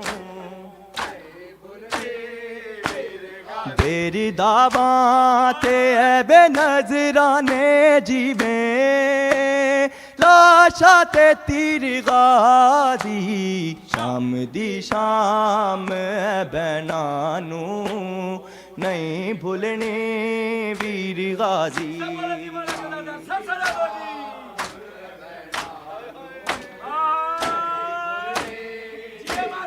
हंस हंस के शिमर आके मैं फाता गे ओहद दी कैद कर लईए ऐदे लश्कर दामान मुक जांदा लड़दा जे मेरा वीर गाजी शाम दी शाम बैनानू नहीं भुलने वीर गाजी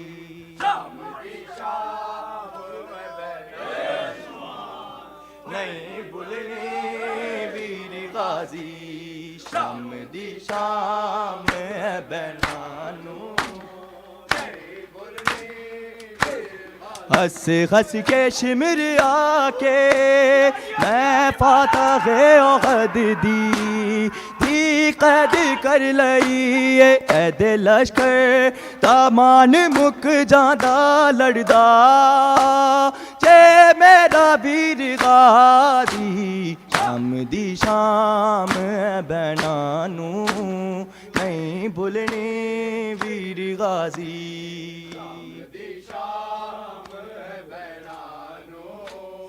नहीं भुलने वीर गाजी शाम दी शाम बैनानू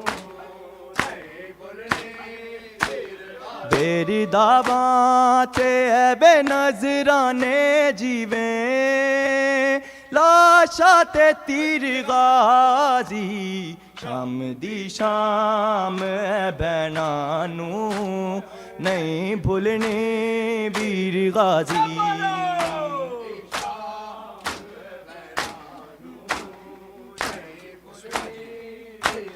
जालिम यजीद नूए दे ने जद मुबारक अपना मीर कह के याद आंदा ए तेरी भैणा नू अपना बाबा मीर गाजी शाम दी शाम बैनानू नहीं भुलने वीर गाजी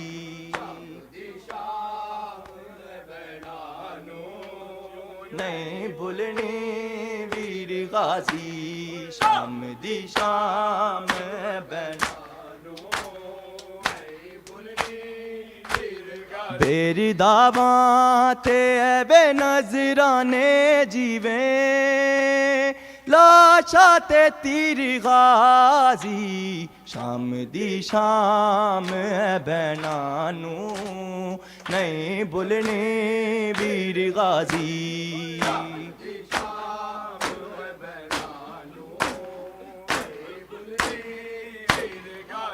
शाम दा मुहल्ला ऐदे रस्ते आ तो वीरा तू भी कदी ना लंघदा जेड़ी गलियां गुजर के आया ने बहना हो के असीर गाजी शाम दी शाम बैनानू नहीं भुलने वीर गाजी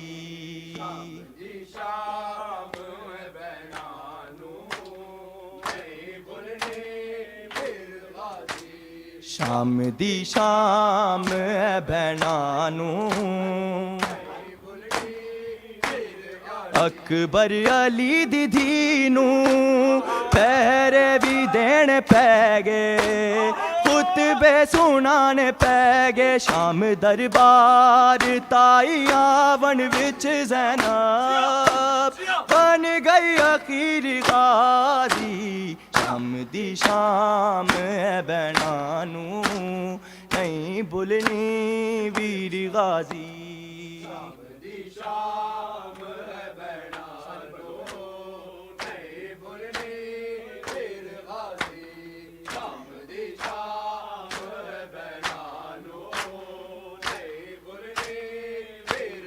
میری دعواں تے بے نظرانے جیویں لاشا تے تیر غازی شام دی شام بینانو نہیں بھولنی ویر غازی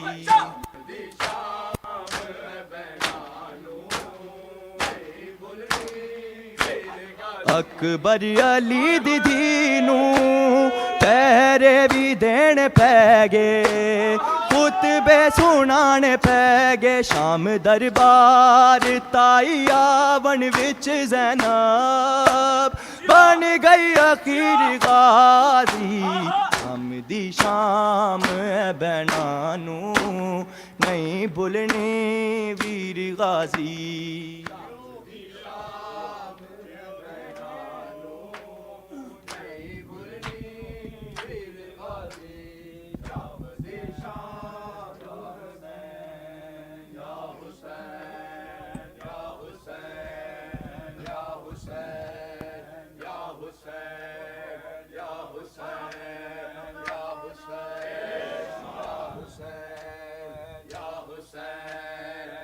حسین حسین یا حسین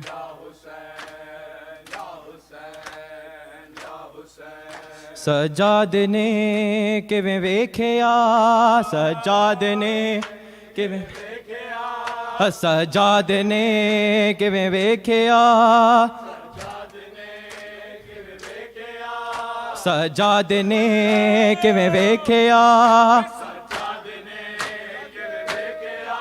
شمرے لئی جدوں ماریا میرا حسین یا حسین حسین یا حسین حسین یا حسین حسین یا حسین حسین یا حسین یا حسین یا حسین یا حسین یا حسین او خالق تیرا ممنون ہے او خالق تیرا ممنون ہے او خالق تیرا ممنون ہے او خالق تیرا ممنون ہے اے مرتضیٰ و فاطمہ کے نور ہے یا حسین حسین یا حسین حسین یا حسین حسین یا حسین حسین یا حسین یا حسین یا حسین یا حسین یا حسین سجاد نے یا حسین یا حسین سجاد نے کیویں ویکھیا او سجاد نے کیویں ویکھیا او سجاد نے کیویں ویکھیا شمرے لئی جدوں ماریا میرا حسین یا حسین حسین یا حسین حسین یا حسین حسین یا حسین حسین یا حسین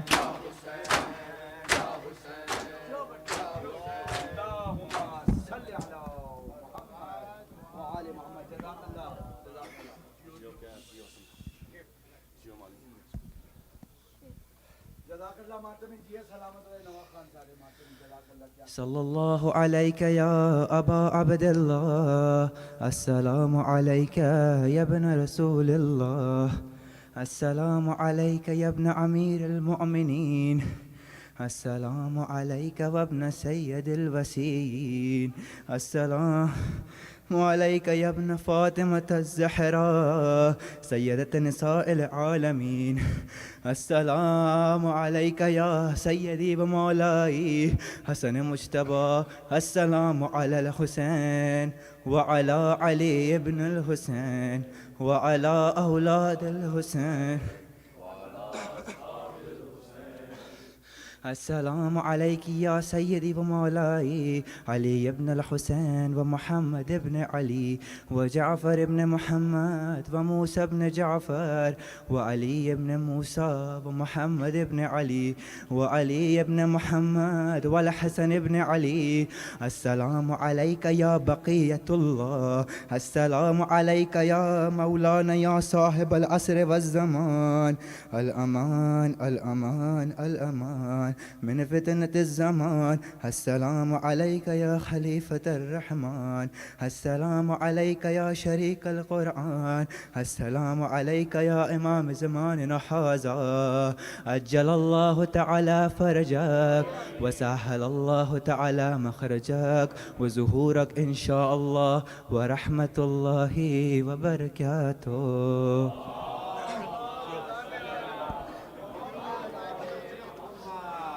Ya Allah, for the sake of Muhammad wa Ali Muhammad, please accept this small act of worship. Please accept our Majlis, Nahakhani, Matamdai, and please accept the prayers of the Majlis organizers and all participants.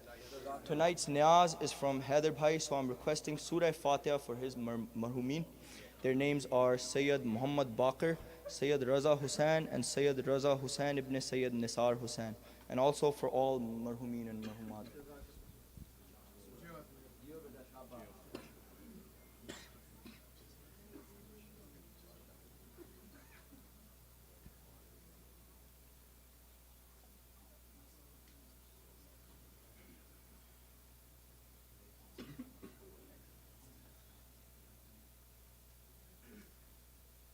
And also the coming next Friday, Saturday, Sunday, there will be Majlis starting at 9:30 at DAR-E held by members of Anjuman Khan Abbas. Nare Haidari!